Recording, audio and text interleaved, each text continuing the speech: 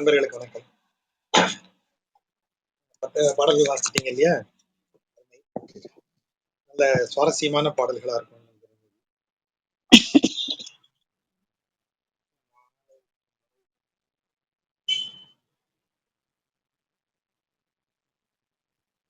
ஒண்ணுதல் மாமை தான் பார்த்தவங்க கடைசியா.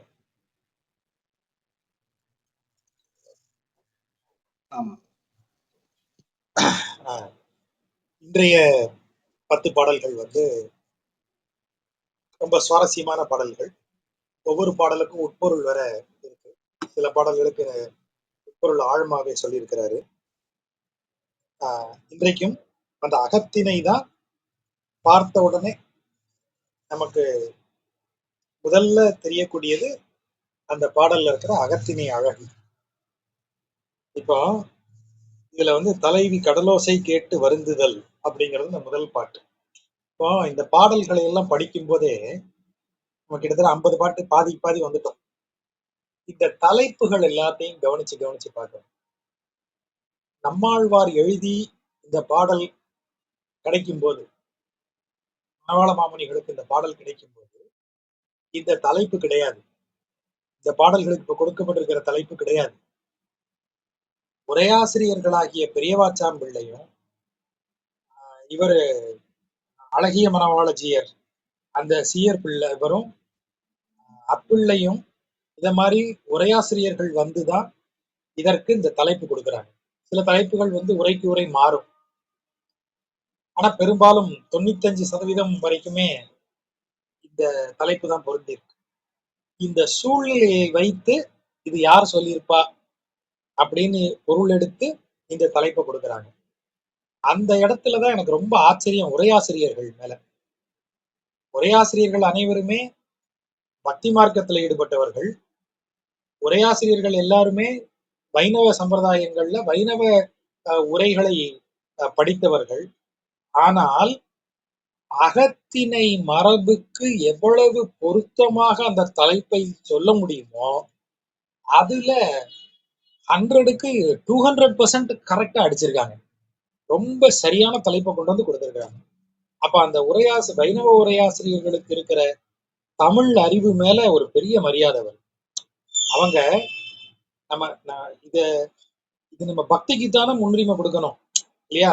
ஏன்னா இதை எழுதிய ஆழ்வார்கள்ல இருந்து இதை பாராயணம் செய்யணும்னு நினைக்கிறவங்க வரைக்கும் எல்லாரும் இதுல பக்தியை பாக்குறாங்க. அப்ப இதுக்கு உரை சொல்லக்கூடியவர்கள் பக்தி உரையை சொல்லிட்டு போயிடலாமே. ஆனா கவிஞனாக நின்று ஆழ்வார்கள் எழுதியிருக்கிறாங்க. அப்ப அந்த கவிதைக்கு நியாயம் செய்யணும். அதை வந்து உரையாசிரியர்கள் அவ்வளவு சரியா செய்திருக்கிறாங்க. அதனால உரையாசிரியர்களை நம்ம ரொம்ப மதிப்போட இந்த இடத்துல வணங்கிதான் நம்ம இந்த பாடல்களை படிக்கணும்.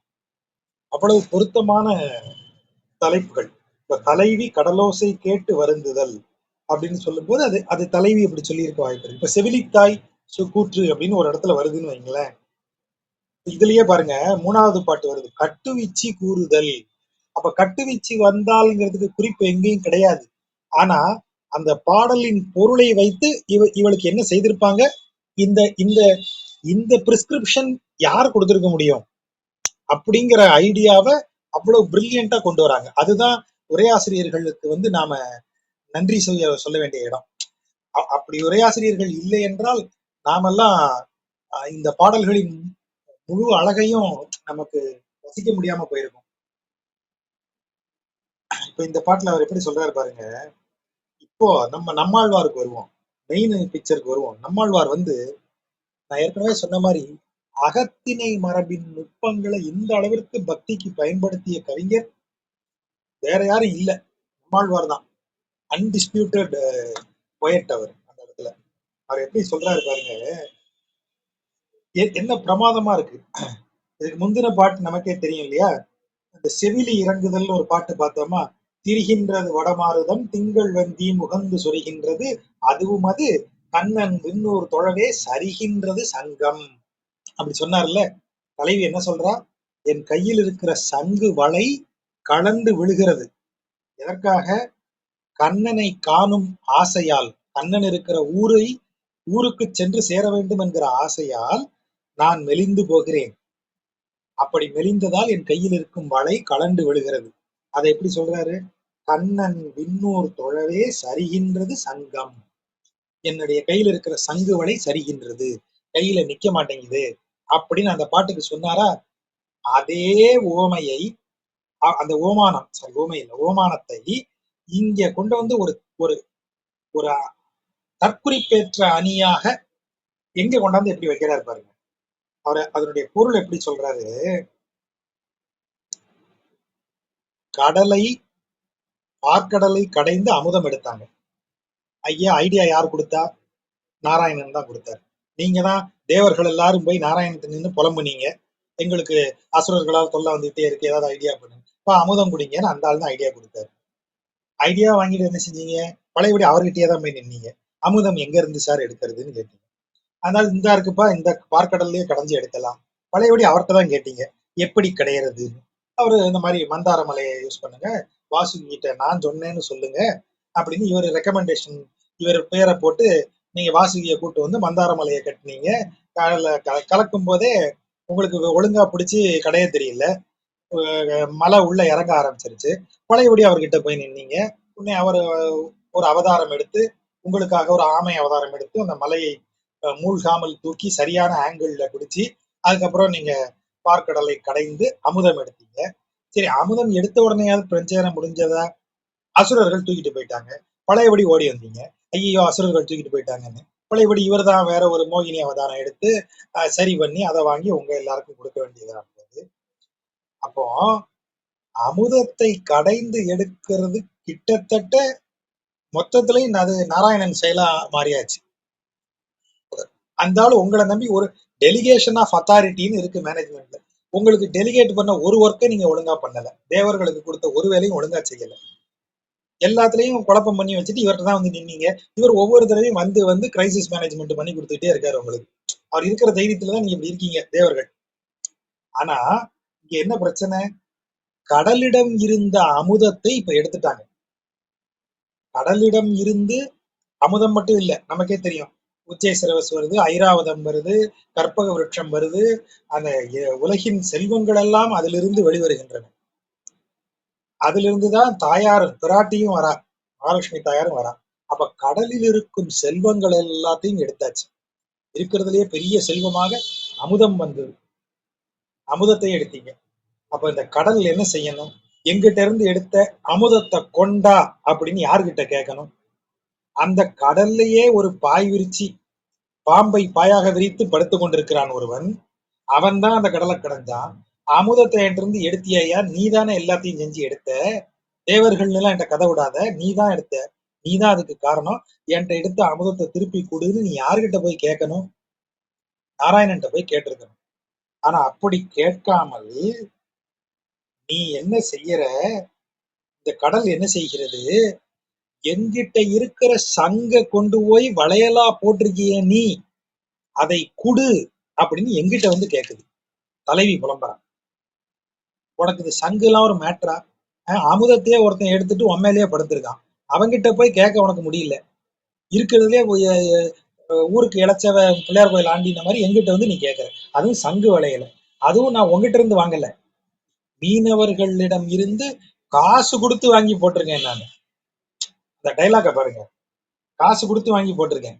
ஆனா நீ அப்படி இருந்தாலும் அது எங்கிட்ட இருந்து தானே வந்தது, நீ எங்கிட்ட கிளைம் பண்றிய, அவன்கிட்ட போய் கிளைம் பண்ண வேண்டியதானே, அமுதத்தை அவன் எடுத்துட்டு போனானே. என்ன டைலாக் பாருங்க, எப்படி ஒரு ஒரு புராணத்தை எவ்வளவு அழகா தலைவி வந்து கோர்த்து சொல்றான். எப்படி சொல்றா பாருங்க. பாடலா பார்த்தா ரொம்ப அருமையான பாட்டு. மலை கொண்டு மத்தா, அது மத்தாக அப்படின்னு வரணும், இடைக்குறை விகாரம், அதாவது அந்த மீட்டருக்காக ஒரு எழுத்துக்கு ஒரு குறையுது, சாரி இடைக்குறை இல்லை, கடைக்குறை, கடைசி எழுத்து குறையுது. மலை கொண்டு மத்தாக, மாத்தி கரெக்டா சொன்ன, கொண்டு கூட்டி சொன்னா எப்படி சொல்லணும்? மத்தாக மலை கொண்டு, மத்தாக மந்தார மலையை கொண்டு அறவால் சுழற்றிய மாயப்பிரான். அரவு வாசுகி, வாசுகியால் அந்த மலையை சுற்றிய மாயப்பிரான். வார்த்தையை கவனிங்க, ஏன் மாயப்பிரான்? நாராயணன் சொல்லலாம்ல, அவனுக்கு இருக்க 1000 பேர் இருக்கு, அதுல ஒன்ன போடலாம்ல, இப்படி கரெக்டா மாயப்பிரான்னு போடுறாரு. அது அவனுடைய விளையாட்டு. அவனுக்கு அமுதத்தை எடுக்கிறதுக்கு பார்க்கடலை கிடையணுமா? அவனுக்கு அமுதத்தை நினைச்சான்னா அவன் எடுத்து கொடுத்துட முடியுமே. ஆனா அதுல ஒரு விளையாட்டு விளையாடுறான், ஒரு மாயம் பண்றான். அசுரர்களை இந்த பக்கம் வாங்கன்றான், தேவர்களை அந்த பக்கம் போங்கன்றான், மலையை அப்படி லேசா சரிச்சு விளையாடுறான். அப்புறம் எல்லாரும் அவன்கிட்ட வந்தவொடனே அவனே அதை தூக்கி நிறுத்துறான். இப்படி அதுல ஒரு ஒரு லீலை அவன் செய்துகிட்டே இருக்கிறான், ஒரு விளையாட்டு பண்ணிக்கிட்டே இருக்கிறான். அதுதான் மாயப்பிரான். நம்ம சொன்னோம் இல்லையா, எல்லா இவங்களால முடிக்க முடியாதுன்னு தெரிஞ்சும் வேலையை கொடுக்குறான். அப்புறம் அவங்க படுறதை பார்த்து சிரிச்சுட்டு அவனே வந்து ஹெல்ப் பண்றான். இதுதான் அவனுடைய மாயம், லீலை. அதான் மாயப்பிரான். எது மாயம்? மலை கொண்டு மத்தாக்கி அறவை கயிறாக்கி சுழற்றுகிற மாயத்தை செய்தவன். அலை கண்டு கொண்ட அமுதம் கொள்ளாது. அந்த அலை கண்டு கொண்ட அமுதம், அதை அலைப்புற்று அதிலிருந்து கிடைந்ததால் அலைப்புற்று அதிலிருந்து கிடைத்த அமுதத்தை கொள்ளாது. கொள்ளாதுன்னா திரும்ப வாங்காது. அதை வாங்காம கடலை பார்த்து கேட்கிறா தலைவி. கடல் பரதர் விலை கொண்டு தந்த சங்கம் இவை. கடலில் இருக்கிற மீனவர்களிடம், பரதவர்னா மீனவர், பரதவர் தான் பரதர்னு வருது. கடல் பரதர், கடலில் மீன்பிடிப்பவர்கள் விலை கொண்டு, என்னிடத்தில் விலையை வாங்கி கொண்டு தந்த சங்கம், விலையை வாங்கி கொண்டு எங்கிட்ட கொடுத்த இந்த சங்கு வளையல், இவற்றை இவை, அதாவது இவைனா இந்த சங்கு வளையலை பேரி துழாய் துணையாக, அதான் துணையான்னு வருது. பேரி என்றால் மனம் வீசும் அப்படின்னு அர்த்தம். ஸ்கென்டர்ட், நல்ல நறுமணம் வீசக்கூடிய. பேரி துழாய், மனம் வீசும் துளசியை துணையாக, துளை கொண்டு. துளை கொண்டு அப்படின்னா ரெண்டு பொருள் இருக்குது. என்னை துளைக்கணுங்கிற ஐடியாவோட துளசியோட கூட்டு சேர்ந்துக்குது. யாரு? கடல். துளசியை துணைக்கு சேர்த்துக்கிட்டு வருது கடல். துளை கொண்டு இன்னொரு பொருள் என்ன? எதிர்த்து வந்து. துளைத்து விட எண்ணின்னு ஒரு பொருள், இன்னொன்னு எதிர்த்து வந்து. பேரி துழாயை துணையாக கொண்டு துளை கொண்டு என்னை எதிர்த்து கொண்டு வந்து எப்படி பஞ்சாயத்து பண்ணுது? என் சங்க குடு, என் வளையல குடு அப்படின்னு எப்படி தகராறு பண்ணுது? தாயம் கிளர்ந்து கொள்வான் ஒத்து அழைக்கின்றதே. என்ன என்ன வார்த்தை பாருங்க. நம்மாழ்வார் வந்து திரும்ப திரும்ப சொல்றது அதுதான். நம்மாழ்வார் திருநெல்வேலிக்காரர், நோ டவுட். தாயம் என்பது என்ன? ஒரு தாய் மரபில் வரக்கூடியவர்கள். அதாவது இந்த இடத்துல தாய்னா மதர்ங்கிற பொருள் இல்ல, ஒரு குடும்பத்தினுடைய ட்ரீ, அதான் தாயம். தாயம் என்பது அந்த மையம், ஒன்றிலிருந்து அடுத்த ஒன்றிலிருந்து அடுத்து இந்த வாரிசு முறை வருது இல்லையா, அதான் தாயம். தாயம் கிளர்த்தல் என்றால் பங்காளி தகராறு. தாயம் கிளர்ந்து கோவப்படுறாங்க, பஞ்சாயத்து. அதானே, நீங்க தாத்தாவோட சொத்து, தாத்தாவுக்கு ரெண்டு பசங்க, மூத்த பையனுடைய மகன், மூத்த பேரன் என்ன செய்யறான்? மூத்த பையனோட மகன் அந்த நிலத்தை வித்துடுறான்னு வைங்க, நான் வாங்கிட்டேன், இறையும் கொடுத்து வாங்கிட்டேன். இப்போ அந்த தாத்தாவின் ரெண்டாவது பையனுடைய மகன்களோ மகளோ வந்து அதுல எங்களுக்கும் பங்கு இருக்குன்னு கிளைம் பண்ணலாமா கூடாதா? சட்டப்படி கிளைம் பண்ணலாம். ஏன்னா அந்த அந்த அவங்களுக்கு உரிமை பங்கு இருக்கிறது. அப்போ விலை கொடுத்து நான் வாங்கினாலும் பங்காளி பங்குன்னு ஒண்ணு அதுல இருக்கே, அந்த பங்காளி உரிமை, அதை மறுக்க முடியாது. அவன் அவ்வளவு உரிமையா, இல்லையா நான் தான் விலை கொடுத்து வாங்கிட்டேன், வாங்கினா எனக்கு அதுல இல்லைன்னு ஆயிருமா அப்படின்னு அவன் தகராறு பண்ணுவான். அத மாதிரி கடல்கிட்ட நான் சொல்றேன், எப்ப நான் மீனவர்கள்ட்ட விலை கொடுத்து தான் வாங்கினேன். அவன் யாரு என்கிட்ட இருந்து எடுத்து விற்கிறதுக்கு? என் பொருள் எடுத்து அவன் வித்திருக்கான், பொருள் என்னுடையது, திரும்பி கொடுன்னு அது கேக்குதான். அப்படி கேட்கறது எப்படி இருக்கு?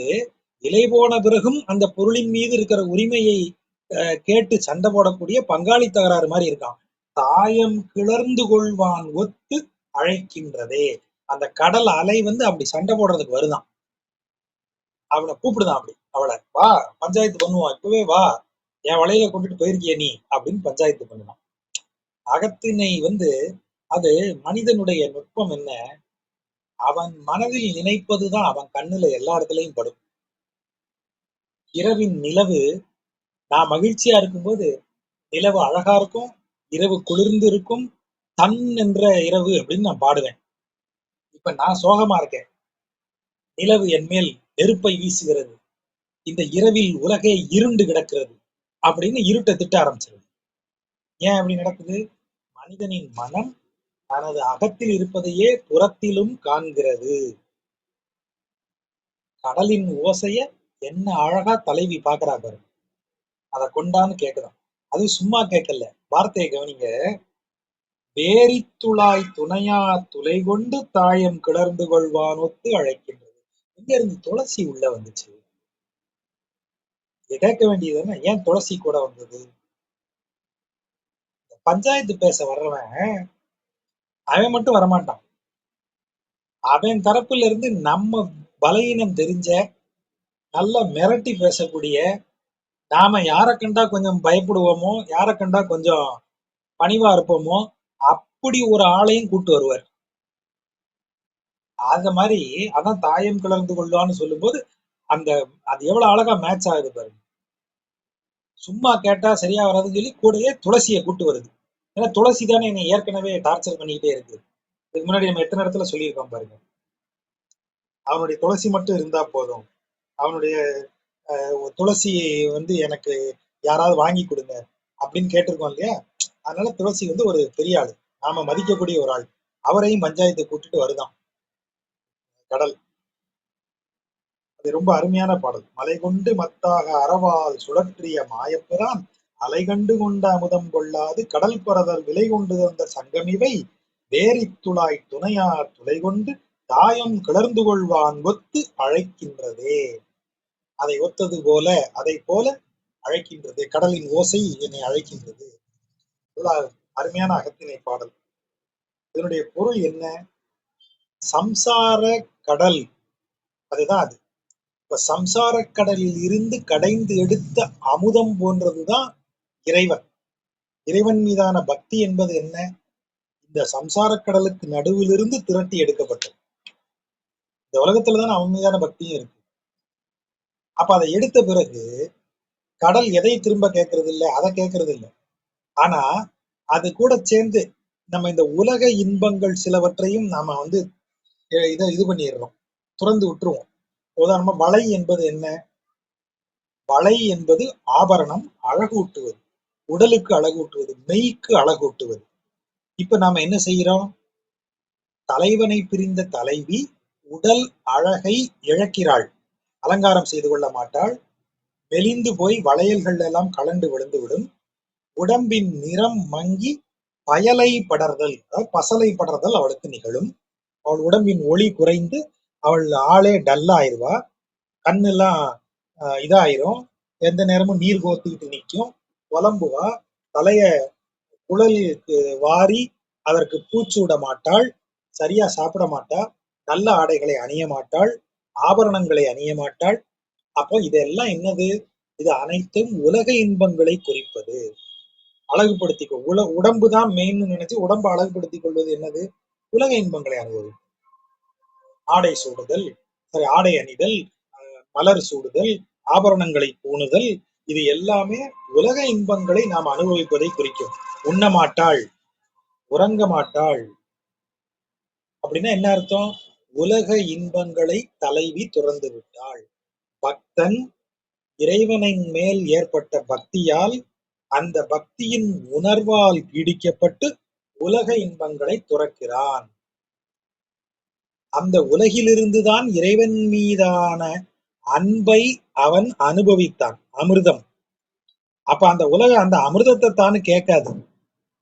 அப்படியா, நீ அதை அனுபவிச்சுதான் இவ்வளவு ஹாப்பியா உள்ளுக்குள்ள இருக்கியோ அப்படின்னு அந்த அனுபவத்தை எனக்கும் கூட அப்படி உலகம் கேக்குதா?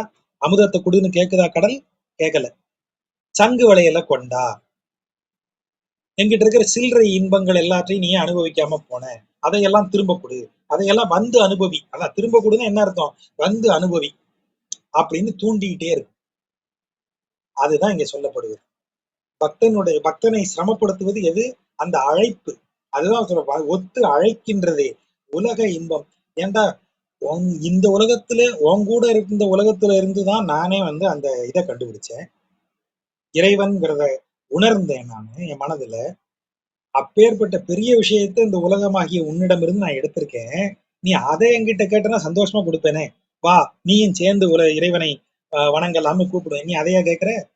வளையல கொண்டான்னு கேட்டுட்டு நிக்கிற. உலக இன்பங்கள் நான் துறந்த இன்பங்களை எல்லாம் மீண்டும் அனுபவிக்க சொல்லி என்னை நீ கூப்பிட்டுக்கிட்டே இருக்க. அதுதான் இங்க சொல்றது. அடுத்த பாட்டு இன்னும் பிரமாதமான பாட்டு. இதுக்கு கால மயக்குன்னு தலைப்பு கொடுத்திருக்காங்க. ஒரிஜினல் தலைப்புல வந்து அந்த இது வந்து தலைவி துயரை கண்டு தோழி சொல்வது அப்படின்னு அதுல இருக்கும். இந்த கால மயக்குக்கு நமக்கு நச்சினார்க்கினியர் உரையிலையும் பொருள் சொல்றாங்க. இதுலயும் தண்டி அலங்காரத்திலையும் இதுக்கு இதெல்லாம் இந்த மரபு எல்லாம் இருக்கு. அகத்திணை மரபு. அதாவது அகத்திணை மரபின்படி கார்காலத்தில் பிரிந்து சென்ற தலைவன் கார்காலத்தில் திரும்ப வருவான். இது ஃபர்ஸ்ட் பாயிண்ட் நம்பர் 1. தலைவன் தலைவியோடு சேர்ந்து விட்டான். இருவரும் ஒருமுகப்பட்டு விட்டார்கள். 1. நம்பர் 2, தலைவன் பொருள் தேடி வெளியே செல்லுகிறான். நம்பர் 2. இப்படி செல்லும் போது தலைவன் தலைவியிடம் சில உறுதிமொழிகளை, சில கேரண்டி எல்லாம் கொடுத்துட்டு போறான். அதில் முக்கியமான விஷயம் என்னவென்றால், கார்காலத்தில் நான் திரும்ப வந்து விடுவேன். இப்ப மாதிரி அன்னைக்கு டேட் எல்லாம் கிடையாது இல்ல. அதனால அவங்க என்ன சொல்றா, கார்காலம் ஆரம்பிக்கும் போது நான் வெளியூர்ல இருக்க மாட்டாம இங்க வந்துருவேன் அப்படின்னு. சோ தலைவி ஆவலுடன் கார்காலத்தை எதிர்பார்த்துட்டு இருக்கா. இப்போ தலைவன் வரல. அவனுக்கு அங்க என்ன பிரச்சனைன்னு நமக்கு தெரியல. தலைவன் வரல. ஆனா கார்காலம் வந்துருச்சு. உடனே தலைவி என்ன பண்ணிட்டா, புலம்ப ஆரம்பிச்சுட்டா. ரொம்ப சீரியஸ் கண்டிஷனுக்கு போயிட்டா. ஐயோ அம்மான்னு, பாரு மழை பெய்யுது, கார்காலத்துல வர வந்துருவாருமா. எங்க வந்துருவாரு பார், கார்காலம் வந்துருச்சு, மேகம் கூடி விட்டது, மழை பெய்கிறது, இடி இடிக்குது, மின்னல் மின்னுது, வானம் கருப்பா இருக்கு, மழை கொட்டுது, அவன் எப்படி கார்காலம் ஆரம்பிச்சிருச்சு, அவன் வராம போயிட்டானே அப்படின்னு தலைவி புலம்புறான். அப்ப தலைவியுடைய துயரத்தை பார்த்துட்டு தோழியானவள் ஒரு ஒரு அடி அடிக்கிறான். என்ன சொல்றா, எம்மா இது கார்காலம் கிடையாது, திஸ் இஸ் அன்சீசனல் ரெயின். இது கார்காலத்துக்கு முன்னாடியே திடீர்னு ஏற்பட்ட ஒரு ஒரு பருவநிலை மாற்றம். அதனாலதான் இந்த மழை. இது இன்னும் கார்காலம் ஆரம்பிக்கல, ரைட், கரெக்டா ஆரம்பிக்கல. இன்னும் அது புயல் ஆரம்பிக்கல, புயல் சின்னம் இன்னும் வரவில்லை, வெதர்மேன் அதை இன்னும் டிக்ளேர் பண்ணல. இது ஏதோ ஒரு குழப்பம், திடீர்னு என்னவோ மழை பெய்யுது, அவ்வளவுதான் அப்படின்னு சமாதானப்படுத்துறா தலைவியை. அதான் காலமயக்கு. காலமயக்கு என்றால் வேறொரு காலம் போல ஒரு காலம் தோன்றுவது. ஏங்கிற காலம் பிங்கிற காலம் மாதிரி தோன்றுவது. இப்ப கார்காலம் இல்ல, கார்காலம் மாதிரி தோன்றுகிறது அப்படின்னு தலைவிய தோழி சமாதானப்படுத்துறான். சரி, அப்ப மழை பெய்யுதே, இது மழை இல்ல, இது என்ன தெரியுமா? தோழி சொல்றான், அழைக்கும் கருங்கடல் வெந்திரை கை கொண்டு போய் அலர்வாய் மழைக்கண் மடந்தை அரவு அணை ஏற. வார்த்தையை பாருங்க, அழைக்கும் கருங்கடல் வெந்திரை கை கொண்டு போய். அழைக்கும் என்றால் அலை ஓசை எழுப்பும். அந்த அலை ஓசை தான் அழைப்பு போல இருக்கிறது. அப்படி அழைக்கும் கருங்கடல். பெருமாள் எதுல பள்ளி கொண்டிருக்கார்? பார்க்கடலில் பள்ளி கொண்டிருக்கிறார். பார்க்கடல் வெள்ளையாத்தானே இருக்கணும், எப்படி கருங்கடல் ஆச்சு? அது வேற ஒண்ணும் இல்ல சார், எங்கால கலர் அப்படி. எங்கால் நல்ல கண்ணங்கரேன்னு கருமுத்து மாதிரி இருப்பாரு. அதுவும் கருஞ்சூரியன்னு வேற சொல்லியிருக்கோம் நாங்க அவரை. கரிய நிறத்துல ஒரு சூரியன் இருக்க முடியுமானால் இருக்க முடியும். இருக்க முடியுமான்னு கேட்டீங்கன்னா முடியும். யாரு? எங்க நெடுமாலை பார், திருமாலை வந்து பார், அவர் கருஞ்சூரியன். அப்ப அந்த கருஞ்சூரியனின் ஒளியால் இந்த பால் கடல் கருமை நிறம் பூண்டது. அதனாலதான் அழைக்கும் கருங்கடல். வெண்திரை கை கொண்டு போய், அதுல இருக்கக்கூடிய வெண்மை நிறமான அலைகளின் மேல் ஏறி போய் அலர்வாய், அந்த அலை அவளை அப்படி தூக்கிட்டு போகுதாம். அலை மேல அப்படியே சர்ஃபிங் மாதிரி அப்படியே போறா. யாரு? தாயார், மகாலட்சுமி தாயார். கருங்கடலின் கருமை நிறமாக காட்சியளிக்கக்கூடிய அந்த கடலில், அவன் நிறத்தால் ஒளி வீசும் அந்த கருங்கடலில் அலையின் வெண்ணிற அலைகளின் மேல் ஏறி அப்படியே போறா. யாருக்கு? யார் அவ?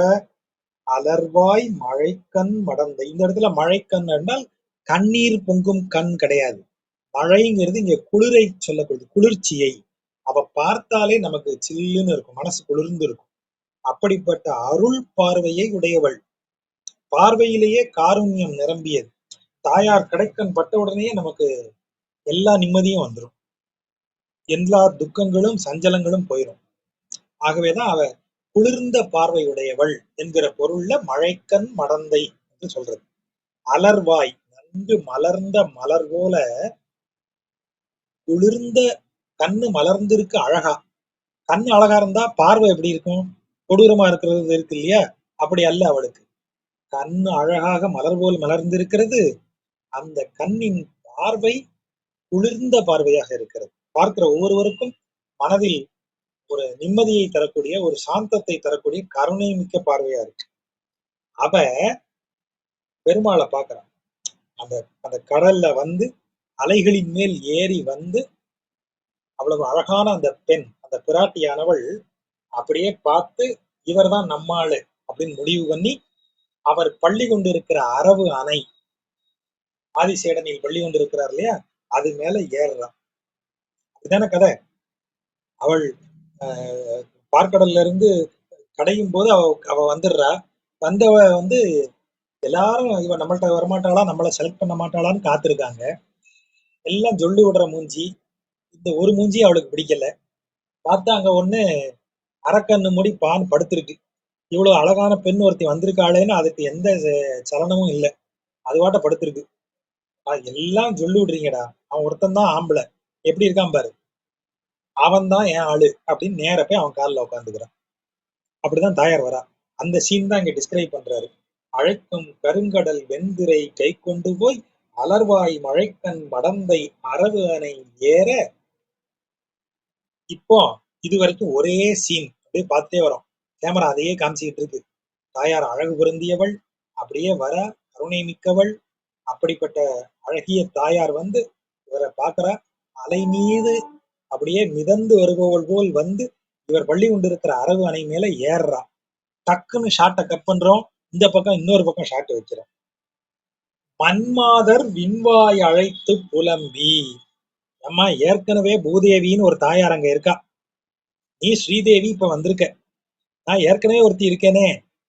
ஐயோ இவ வந்துட்டாலே போட்டிக்கின்னு அவ அலறா. எப்படி அலறா? விண்வாய் அழைத்து புலம்பி. என்ன விண்வாய்? ஒருவர் ஓசை எழுப்ப வேண்டும் என்றால் எப்படி ஓசை எழுப்பணும்? வாய் வழியே ஓசை எழுப்புவார்கள். அப்ப விண் ஓசை எழுப்புறது எப்படி எழுப்போம்? இடி இடிக்கும். இடிதான் வானின் ஓசை. அப்ப விண்வாய் அழைத்து என்றால் பூமி தாயினுடைய அந்த புலம்பல் வந்து இடி ஓசையாம். இடியோசை அவளுடைய புலம்பல். இவ கேட்கறாள்ல தலைவி, கார்காலம் வந்துருச்சு, இடி இடிக்குதே, அது இடி இல்ல, இந்த பூமி தாய் தான் போட்டிக்கு ஸ்ரீதேவி வந்துட்டாளேன்னு சொல்லி கொஞ்சம் புலம்புறா. அதுதான் அந்த சத்தம். மன்மாதர் விண்வாய் அழைத்து புலம்பி முலை மலை மேல் நின்றும் ஆறுகளாய் மழைக்கண்ண நீர். அவளுடைய பெரிய மார்புகளின் மேல் இருக்கக்கூடிய அவ கண்ணிலிருந்து பொழியிற நீர் அவ மார்பில் பட்டு அந்த மார்பிலிருந்து பாயக்கூடிய கண்ணீர் ஆறு போல் பாய்கிறது. அதுதான் மழை. ஏமா அலறதா இருந்தா ரெண்டு கண்ணுல இருந்து தண்ணி ரெண்டு அருவி தாரை மாதிரி தானே வரணும். ஏன் இப்படி செதறி வருது? அது வேற ஒண்ணும் இல்ல. அவ கண்ணுல இருந்து சாதாரணமா தான் வடியுது தண்ணி. ஆனா அவ மார்பு பட்டு தடுக்குது இல்லையா?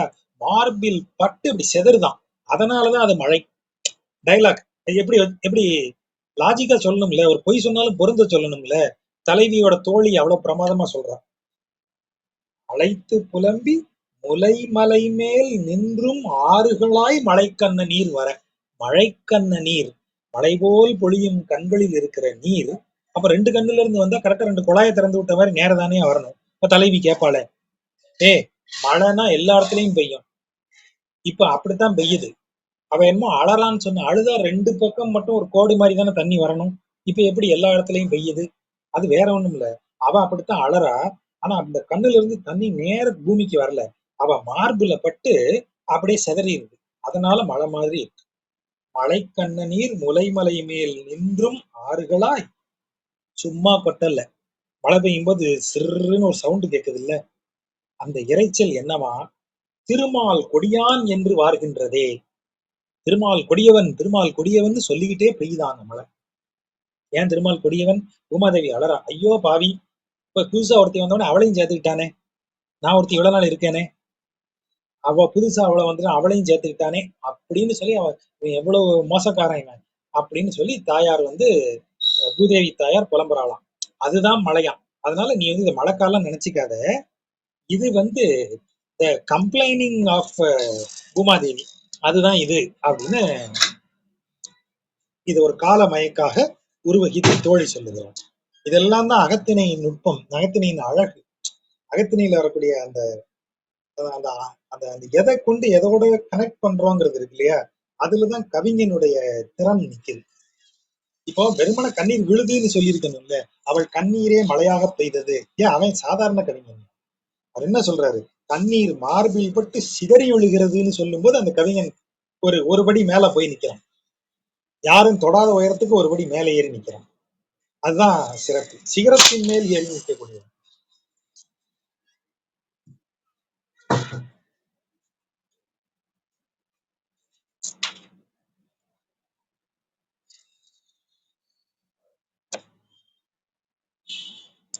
அடுத்த பாடல் வந்து கட்டுவீச்சி அப்படின்னா குறி சொல்லுகிறவள்னு அர்த்தம். குறி சொல்லுகிறவள்ல வந்து இவங்க கூப்பிடுறாங்க, என் பொண்ணு இந்த மாதிரி கொஞ்ச நாளா ஒரு டைப்பா இருக்கா, என்ன பிரச்சனைன்னு தெரியல, நீ வந்து பார்த்து ஏதாவது பலன் தெரிஞ்சா சொல்லு, ஏதாவது பரிகாரம் பண்ணணுமான்னு சொல்லுன்னு கேக்குறாங்க. அப்ப அவ பார்த்துட்டு இவளுக்கு வந்திருக்கிறது இன்ன டைப் ஆஃப் வியாதி, இதுக்கு இன்ன டைப் ஆஃப் மருந்து கொடுக்கலாம்னு அவ ரெக்கமெண்ட் பண்றா. அவ எப்படி சொல்றா பாருங்க, முதல்ல டயக்னாசிஸ் பண்றா. டயக்னாசிஸ் எப்படி சொல்றா பாருங்க, வார் ஆயின முலையாள் இவள். வார் என்றால் கச்சு, அதாவது ரொம்ப சிறு குழந்தைகளாக இருந்தால் கச்சு அணிய மாட்டாங்க, ஏன்னா மார்பு வளர்ச்சி அவ்வளவு இல்லை, கொஞ்சம் பெரிய பெண்ணாயிட்டா, மார்பு வளர்ந்து விட்டது, அப்ப கச்சு அணிந்து மார்பின் வளர்ச்சியை கச்சு அணிந்து நீங்க வைக்கணும். இவள் கச்சு அணியும்படி மார்பை கொண்ட அளவிற்கு வளர்ந்து விட்டாள். வாராயின முலையாள், வார் என்றால் கச்சு. சோ கச்சு அணியும் மார்பை உடையவள், அதாவது அந்த காலத்துல பெண்களின் வயது அந்த சொல்றதுக்கு அவங்க மார்பு வளர்ச்சியைத்தான் சொல்றது மரபு. இன்னைக்கு அது ஆபாசம்னு சொல்லிக்கிறோம் நாம, ஆனா அன்றைக்கு அது ஆபாசம் அல்ல. முலை எனும் சொல் தமிழ்ல அருமையான சொல். இன்றைக்கு மலையாளத்துல குழந்தைக்கு பால் கொடுக்கறதுன்னு நம்ம சொல்றோம், மலையாளத்துல என்ன சொல்லுவாங்க, குழந்தைக்கு முலை கொடுத்தல்னு சொல்லுவாங்க. நல்ல தமிழ் சொல்ல நாமளே ஒரு ஒளிச்சு ஒளிச்சு வச்சு ஆபாச சொல்லாக்கி வச்சிருக்கோம்.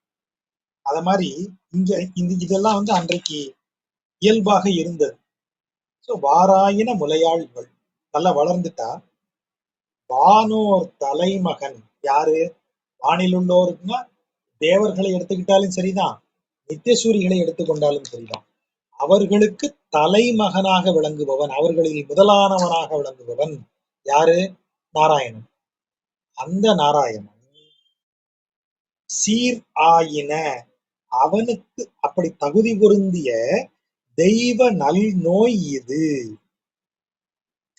எப்படி வார்த்தை பாருங்க, தெய்வ நல் நோய், எந்த தெய்வத்தினுடைய நோய் இது, வானோர் தலைமகனாம், அவனுக்கு தகுதியான தெய்வ நோய் இது, அதாவது அவனுக்காக ஏற்பட்டன்னு அர்த்தம். அதான் சீர் ஆயின, அவனுக்கு சீராயின, அவனுக்கு தகுதி வாய்ந்த நோயில நல்ல நோயின்னு ஒண்ணு உண்டா, நோய்ங்கிறதே துன்பம் தரக்கூடியது தானே. இவ வார்த்தையை பாருங்க, இது நல் நோய்னு சொல்றான், அதுவும் நல் நோயிலையும் தெய்வத்தால் தரப்பட்ட நல்ல நோய் இது, தெய்வ நல் நோய் இது. எப்படி சொல்லி பாருங்க, கவிஞன்ல தெய்வ நல் நோய் இது. இவளுக்கு வந்திருக்கிறது வானில் உள்ளோர்களுக்கெல்லாம் முதல்வனாக விளங்கக்கூடிய தெய்வத்திற்கு தகுதி பெற்ற, தெய்வத்தால் அளிக்கப்பட்ட நல்ல நோய். இறைவன் அளிக்கும் போது நோய் கூட நல்லதாயிருது, தெய்வ நல் நோய் அப்படி ஒண்ணு கொடுத்திருக்கா இவளுக்கு. அது இவ ஒண்ணும் விவரம் இல்லாம இல்ல, இவ விவரம் உள்ளவ, இவ மெச்சூர்டு, அதைத்தான் அவ சொல்றா. வாராயின முலையாள் இவள், ஷீ இஸ் மெச்சூர்டு, அவளுக்கு விவரம் தெரியும், அவளுக்கு வந்திருக்கிறது இந்த மாதிரி ஒரு இறைவனால் கொடுக்கப்பட்ட ஒரு நல்ல விஷயம்தான். என்ன செய்யணும்னா, இப்ப பிரிஸ்கிரிப்ஷன். தெய்வ தன் அம் துழாய் தார் ஆயினும், தெய்வம் அணிந்த தன் அம் துழாய், குளிர்ந்த அழகிய துளசி தார் ஆயினும், துளசி மாலையானாலும், துழாய் தழை ஆயினும், அந்த துளசியில இருக்கிற ஒரு ஒரு இனுக்கு அப்படி இருந்தாலும், ஒரு இலை இருந்தாலும், துழாய் தன் கொம்பு அது ஆயினும், இலை இல்ல சார் வெறும் காம்பாதான் இருக்கு, அந்த காம்பே ஆனாலும் பரவாயில்ல. கீழ் வேர் ஆயினும், சார் காம்பும் இல்ல இலையும் இல்ல சார் மாலையும் இல்ல, வெறும் வேர் துளசி வேர் தான் இருக்கு, இருக்கட்டும் சார். வேர் கூட இல்ல சார். ஐயா அந்த துளசி எங்க இருந்து பறிச்சீங்க? பறிச்ச இடத்துல மண் இருக்கும்ல. வேராயினும் துழாய் நின்ற மண் ஆயினும், என்ன வார்த்தை பாரு. தாராயினும் தழையாயினும் தன் கொம்பு அது ஆயினும், கீழ் வேராயினும் நின்ற மண் ஆயினும் கொண்டு வீசுமினே. அதை கொண்டாந்து இவ மேல இப்படி வீசுங்க, இவளுக்கு வியாதி சரியாகும். எப்படி பார்த்தவர், இவளுக்கு வந்திருக்கிறது தெய்வ நல்நோய். ஆகவே தெய்வம் அணிந்திருக்கிற அந்த துளசி மாலையை, மாலை கிடைக்கவில்லை என்றால் துளசி இலையை, இலையும் கிடைக்கவில்லை என்றால் வெறும் காம்பை, காம்பும் கிடைக்கவில்லை என்றால் வெறும் வேரை, வேரும் கிடைக்கலை என்றால் அந்த துளசி நின்ற மண்ணை கொண்டு வந்து அவளுக்கு வீசுங்க, அது சரியாகும். எப்படி கட்டு வீச்சு சொல்ற ரெக்கமெண்டேஷன். அதுல துளசிங்கிறது என்ன? பாகவதர் பக்தர்கள். துளசி தார் மாலை, மாலைனா பக்தர் குழாம். பக்தர் குழாம கூட்டு வந்து விடுங்கய்யா, அவங்க இறைவன் புகழை பாடி ஆடிட்டு இருப்பாங்க, இவளுக்கு உடம்பு கொஞ்சம் நல்லா ஆயிரும். அவன் புகழை கேட்க கேட்க இவளுக்கு நல்லா ஆயிரும். இல்லைங்க அவ்வளவு பாகவதர்களே இல்லைங்க. ஒரு பக்தன் இருந்தா போதுங்க, ஒரே ஒரு பாகவதன் இருக்கானா? தழை ஆயினும், ஒரு இலை, ஒரு துளசி இலை, ஒரு பக்தன் கூட்டுவா போதும். ஒருத்தன் வந்து பேசினா கூட இவளுக்கு கொஞ்சம் சரியாயிடும். இல்லைங்க ஒரு பக்தரும் அப்படி உயர்ந்த பக்தரா கண்ணில் படலங்க. இப்போ தன் கொம்பு, கொம்புல இருந்துதான் கிளை விடும், கொம்புல இருந்துதான் இலை வரும். அப்போ பக்தர்களை கூப்பிட்டு தனது வீட்டில் வைத்து உபசரிக்கிற, அல்லது பக்தர்களை கூப்பிட்டு அவர்களோடு பேசிக் கொண்டிருக்கிற ஒருத்தர் இருந்தா கூட போதும், அவங்களை கூட்டுவாங்க. தன் கொம்பு ஆயினும், கொம்புல தானே இலை வரும். பக்தர்களை போஷிக்கக்கூடிய, பக்தர்களுக்கு பணிவிடை செய்யக்கூடிய ஒருவன் இருக்கிறானா அவனை கூட்டு வந்தாவது பேச வைங்க. இந்த பக்தனுக்கு அவனும் இல்லை. கீழ் வேர் ஆயினும், ரொம்ப வயதான பக்தர், எங்கேயும் வெளியில வரமாட்டார், எங்கேயும் போக முடியல வர முடியல, ரொம்ப வயசாயிருச்சு, அவர் வாட்ட இருப்பாரு, நம்ம கேட்டா இறைவனின் போல சொல்லுவார். அப்படி ஒரு ஆள் இருந்தாலும் பரவாயில்ல, வேர் ஆயினும் கூட்டுவாங்க. அவர் ஒரு பழைய ஆள், முன்ன மாதிரி அவரால் பாட முடியாது, ஆட முடியாது, அதெல்லாம் செய்ய முடியாது. ஆனா அவர் வந்து உட்கார்ந்தா போதும், அவர் வாயால நாராயணான்னு சொன்னா போதும், அப்படி ஒரு ஆளை கூட்டுவாங்க. அவரும் இல்லையா, நின்ற மண் ஆயினும், பக்தர்களது அடையாளமாக இருக்கிற எதையாவது ஒன்றையாவது கொண்டு வந்து வைங்க, இவளுக்கு கொஞ்சம் ஆறுதல் கிடைக்கும். அப்ப அது நின்ற மண் என்ன? இது அவருடைய பாதுகை. இது பக்தர்கள் வந்து வணங்கி சென்ற இறைவனின் வடிவம். இது பக்தர்கள் எல்லாம் வந்து கொடுத்து விட்டு போன அந்த கோயில் பிரசாதம். இப்படி எதையாவது ஒண்ணு, ஒரு அடையாளம், வேர், அதை கொண்டாந்து கொடுங்க, வேரடி மண், அதை கொண்டாந்து கொடுங்க. பக்தன் அப்படி இருப்பான். பக்தன் வந்து அவனுடைய நோய் தீருவதற்கு பக்தர்களோடு சேர்ந்து இருந்தாதான் முடியும். அதனாலதான் வைணவம் எப்போதும் என்ன சொல்லுகிறது? பகவத் பக்திக்கு இணையானது பாகவத பக்தி. இன்னும் சொல்ல போனா பாகவத பக்தி செய்தால் பகவத் பக்தி தன்னால வருங்கிறாங்க. பக்தர்களை வணங்கு, இறை பக்தி தன்னால வரும். பக்தர்களை தொடர்ந்து போ, இறைவனை போய் சேர்ந்துருவ நீ. பக்தனை பின்தொடர்ந்து போனா இறைவன்கிட்ட போயிடலாம். அப்படி சொல்லக்கூடியதுதான் வைணவ மரபு. ஆகவேதான் இந்த வார்த்தை இப்படி வருது. அடுத்தது அதை இன்னும் அழகா சொல்றாரு பாருங்க. வண்டு விடு தூது, வண்ட தூது விடுறாரு. யாரு? நம்மாழ்வார் எனும் பராங்குஷ நாயகி வண்ட தூது விடுறார். எப்படி சொல்றாரு, வண்டை எப்படி தூது விடுறா பாருங்க. நெய் தொடு உண்டு ஏசும்படி அன்ன செய்யும் எம் ஈசர். நெய் தொடு, தொடுனா தொட்டு, தொட்டுன்னா இந்த இடத்துல என்ன அர்த்தம்? கையால வலிச்சின்னு அர்த்தம். நெய்ய கையால வலிச்சு தின்னு எப்படி தின்னாரு? ஏசும்படி உண்டு. என்னது? கிருஷ்ணாவதாரத்துல போய் அவர் நெய் சாப்பிட்டப்ப எல்லாரும் வெரி குட் கிருஷ்ணா, நல்லா நெய் திருடி திங்கிறியேன்னு பாராட்டினாங்களா? எல்லாரும் திட்டினாங்க, கம்ப்ளைண்ட் பண்ணாங்க. சரி உன் பையன் திருடி திங்கிறான், வீட்டுல எதையும் வைக்க விட மாட்டேங்கிறான் திட்டினாங்க. அப்படி எல்லோரும் ஏசும்படியாக நெய்யை வழித்து வழித்து தின்று அதை போல பலவும் அன்ன செய்யும், அதை போல பல குறும்புகளையும் செய்யும் எம் ஈசர், என்னுடைய தலைவன், இன்னோர் பிரானார், வானில் உரைபவர்களுக்கெல்லாம் தலைவனாக விளங்குபவர், மாசுயில் மலர் அடிக்கீழ், அப்பேற்பட்ட தலைவரின் எந்த குற்றமும் இல்லாத மலர் போன்ற திருவடிகளில் என்னை கொண்டு சேர்க்கும் வண்டுகளே, மாசுயில் மலரடிக்கீழ் எம்மை சேர்விக்கும் வண்டுகளே, அங்கு கொண்டு என்னை சேர்க்கப் போகும் வண்டுகளே. அவர் சொல்றாரு, வீசும் சிறகால் பரத்தீர் விண்ணாடு நுங்கட்கு எளிது. உங்கள்கிட்ட வீசி பறக்கக்கூடிய சிறகு இருக்கிறது, அதை கொண்டு நீங்கள் விண்ணாட்டிற்கு செல்வது உங்களுக்கெல்லாம் ரொம்ப easy. You are granted visa, நீங்க தாராளமா போலாம் சார். யார சொல்றாரு? ஆச்சாரியர்களை சொல்றாரு. ஆச்சாரியர்கள் தான் அந்த வண்டுகள். எல்லாம் எப்படிப்பட்ட வண்டுகள்? நெய் தொட்டு உண்டு ஏசும்படி அன்ன செய்யும் என் ஈசர் இன்னொரு விரானார். அதாவது பூமியில நெய் திருடி திங்கிறான், வெண்ணெயை திருடி திங்கிறான்னு சொல்லிட்டே இருக்கீங்க கிருஷ்ணரை. ஏன் திருடி திங்கினவன்? நீ ஒளிச்சு வைப்ப உள்ளுக்குள்ள, அவன் திருடத்தான் செய்வான். என்னுடையது என்று நினைத்து இந்த ஜீவாத்மா எதையெல்லாம் உள்ளே ஒளித்து வைக்கிறதோ அவன் உள்ளுக்குள்ளேயே இருக்கிறவன் அந்தர்யாமி. திருடன் எங்க இருக்கான்? வீட்டுக்கு உள்ள உட்காந்துருக்கான். நீங்க அவன் இருக்கிற ரூம்லயே கொண்டு போய் ஒவ்வொன்றையும் திருடனுக்கு பயந்து ஒளிச்சு வைக்கிறீங்க. அவன் ஈஸியா எடுத்துட்டு போவான், நீ வைக்கிறது அவனுக்கு தெரியாத. அப்ப அந்தர்யாமியாக இருப்பவனை உணராமல் நாம எல்லாத்தையும் என்னுடையது என்னுடையதுன்னு கொண்டு உள்ள ஒளிச்சு வச்சோம்னா அவன் அதை திருடிட்டு தான் போவான். அப்படி திருடி கொண்டு போகக்கூடியவன் போல் ஒரு அவதார லீலை செய்கிறவன் ஈசன், அனைத்தையும் நிர்வகிப்பவன். இன்னொரு பிரானார், இன்னில் இருப்பவர்களுக்கெல்லாம் தலைவனாக விளங்குபவன். அப்ப என் மனசுல திருடிட்டான்னு அர்த்தம். அதனாலதான் அந்த அந்த இடம் வருது. அப்ப அவன்கிட்ட கொண்டு போய் என்னை சேர்க்கக்கூடிய குருமார்களே, உங்களுக்கு இறைவனின் அருளால் ஞானம் என்னும் சிறகு இருக்கிறது. வீசும் சிறகால் பரத்தீர், உங்களுக்கு இறைவன் அளித்த ஞானத்தினால் நீங்கள் செல்ல முடியும். எங்கு? விண்ணாடு, விண்ணில் இருக்கும் அவன் நாட்டிற்கு செல்வது உங்களுக்கு ஈஸி. இறைவன் உங்களுக்கு அருள் புரிந்து விட்டான். பேசும்படி அன்ன பேசியும் போவது. என்ன கேக்குறா? அங்க போய் என்னைய பத்தி சொல்லுவீங்கல்ல, பேசும்படி அங்க போய் என்ன பேசுவீர்கள் என்னை பற்றி? அன்ன பேசியும் போவது. அதை எங்கிட்டயும் ஒரு வார்த்தை சொல்லிட்டு போங்க.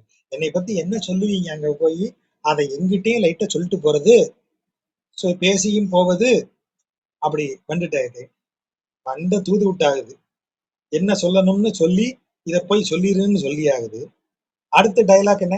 அங்க போய் என்ன சொல்லுவீங்க? ஒரு தடவை என்கிட்ட சொல்லுங்க. அப்படி கேட்கறது. பேசும்படி அன்ன பேசியும் போவது. அதை என்கிட்ட சொல்லிட்டு போங்க அப்படின்னு கேட்கிறேன். நலம் பாராட்டுதல். அதாவது இந்த வண்ட கொஞ்சம் பாராட்டி அனுப்புற. நீ கெட்டிக்காரன்டே, நீ செஞ்சிருவ எனக்கு தெரியும், நீ ரொம்ப பிரில்லியன்ட். இந்த வேலை ஆறதுக்கு முன்னாடி கொஞ்சம் ஐஸ் வைக்கணும்ல, அதை எப்படி வைக்கிறா பாருங்க. வண்டுகளே, அதான் வண்டுகளோன்னு வருது. இது ஏகாரம் தான் வரணும், மீட்டருக்காக ஓகாரம் போடுறாரு. வண்டுகளோ என்ன, வண்டுகளே, வம்மின் வருவீர்களாக, நல்வரவு, வெல்கம். வண்டுகளோ வம்மின், நீர்ப்பூ, நிலப்பூ, மரத்தில் ஒன் பூ, ஒன் மூணு சுழியன், ஒளி வீசும் பூன்னு அர்த்தம்.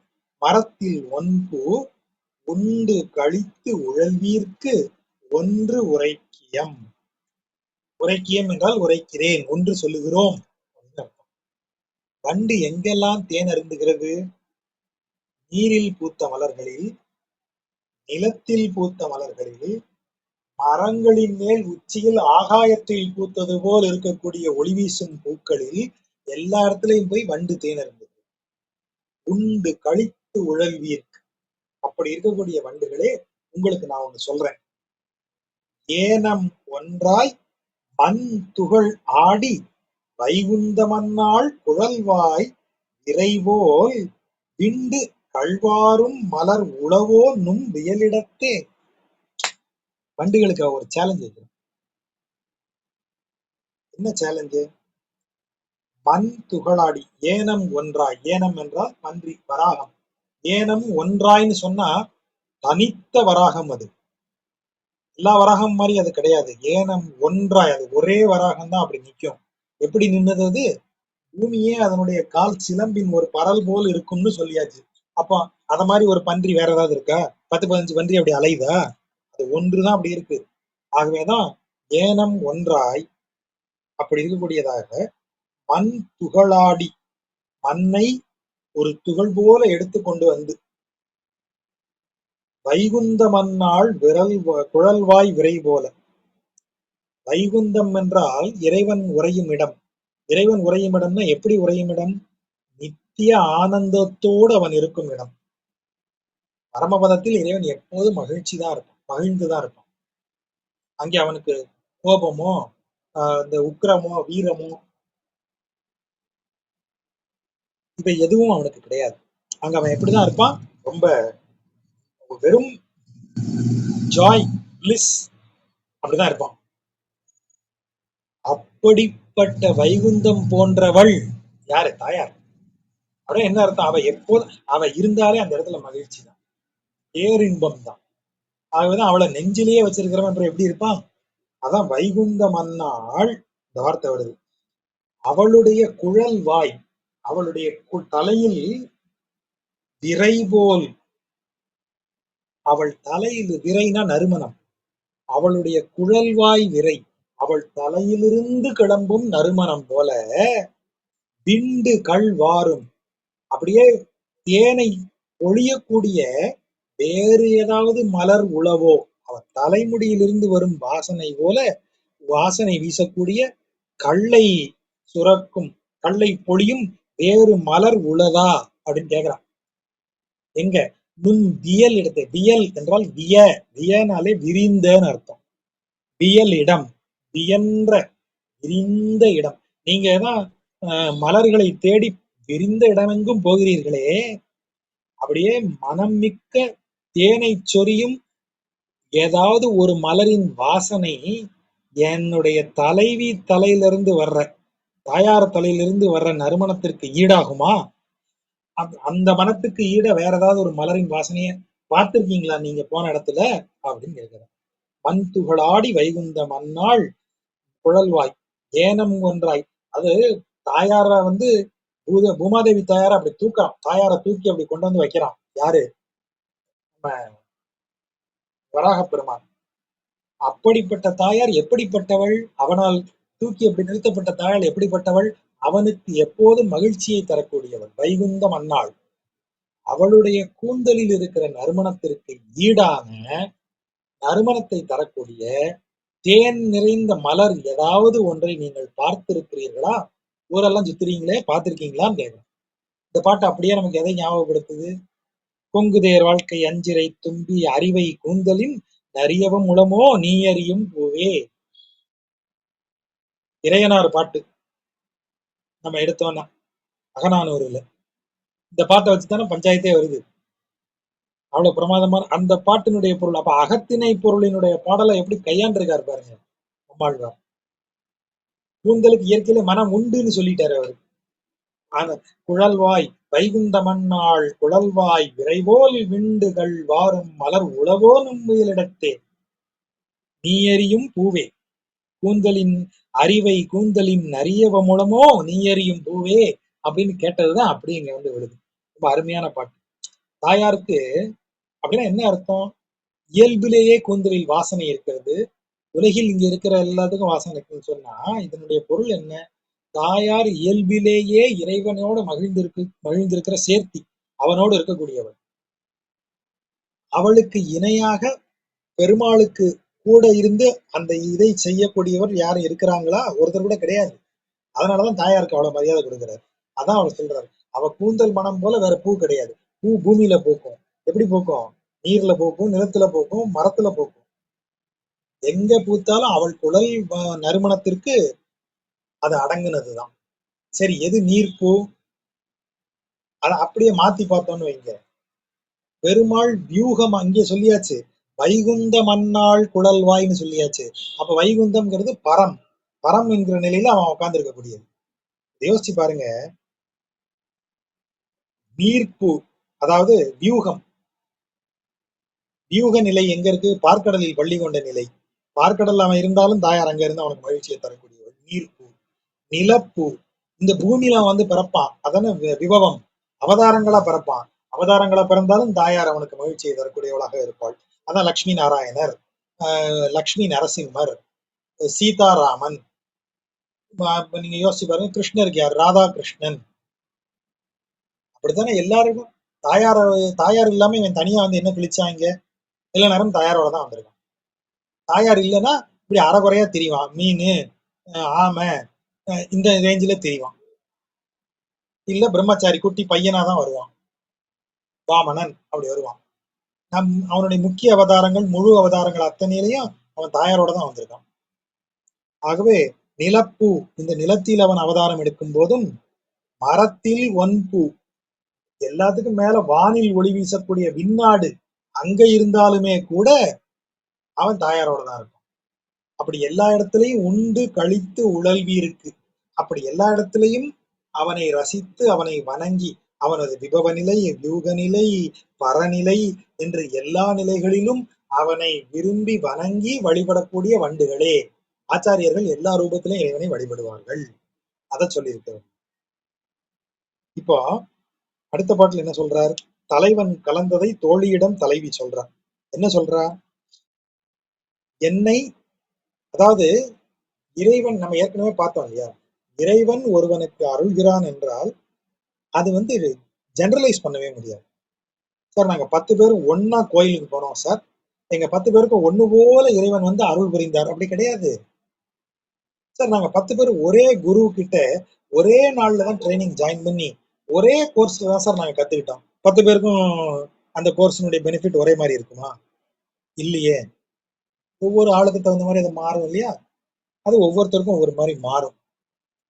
அப்ப அது முழுக்க முழுக்க ஆன்மீகம் தனிப்பட்ட ஒன்று. நீங்க அதை சொல்ல முயற்சி பண்ணலாம்.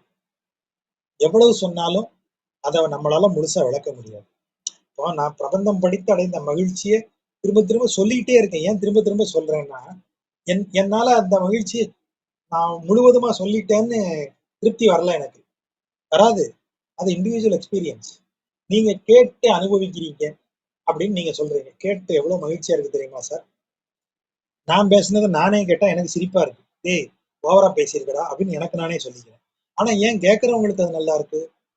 அது அவ நேத்தே அது இவர் சொன்னார் இல்லையா, என்னாலும் தன்னை சொல்லிய சூழல் திருமால். என் மூலமா அவன் சொல்லிக்கிறான். அதுதான் உங்களுக்கு வர்றது. கேட்கும்போது நான் என்னுடைய குரல்ல நினைச்சு கேட்கறதுனால எனக்கு அப்படி தெரியுது. நான் அதை அப்படி நினைச்சுப்பேன். ஆனா உங்களுக்கு அது என் குரல் அல்ல. இது இறைவனின் ஆணை. அவன் சொல் அப்படி வருது. அப்ப அந்த மாதிரி ஒவ்வொருவருக்கும் அது தனி அனுபவமாக இருக்குமே. அதுதான் அகத்திணையில என்ன சொல்றது? தலைவனும் தலைவியும் கூடியது. அவங்க 2 பேரும் ஒன்னா சேர்ந்தத, அந்த அனுபவத்தை எப்படி விளக்க முடியும்? அதனாலதான் சிற்றின்பம் பேரின்பம்னு 2யும் ஏன் இன்பம் இன்பம்னு வச்சான்?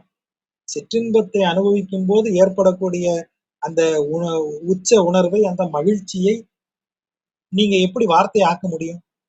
எப்படி சொல்ல முடியும்? திரும்ப திரும்ப எக்ஸ்கிளமேட்டரி வேர்ட போடுவோம். சூப்பரா இருக்கும், செமையா இருக்கும், வேற லெவல், இப்படித்தான் சொல்லிக்கிட்டே இருக்க முடியும்.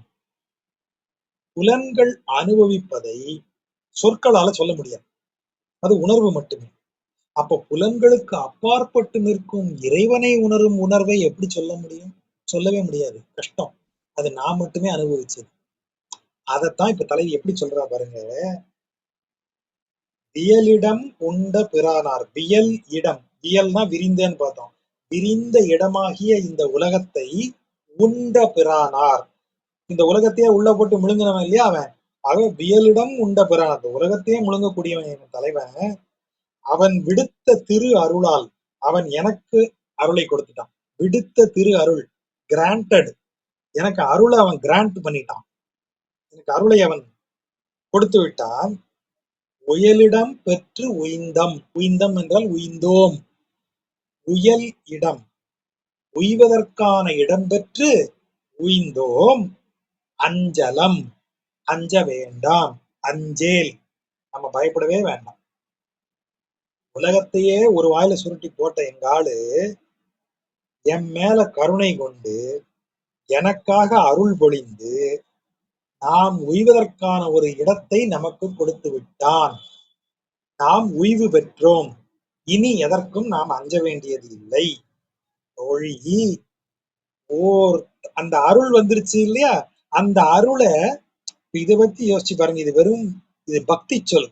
உயலிடம் உண்ட பிரானார் விடுத்த திருவருளால் உயலிடம் பெற்று உய்ந்தம் அஞ்சலம். இது என்னது, ஒரு பக்தனுடைய சொல் இல்லையா. இதை எப்படி அகத்திணையா மாத்துறாரு பாருங்க அடுத்த வரியில.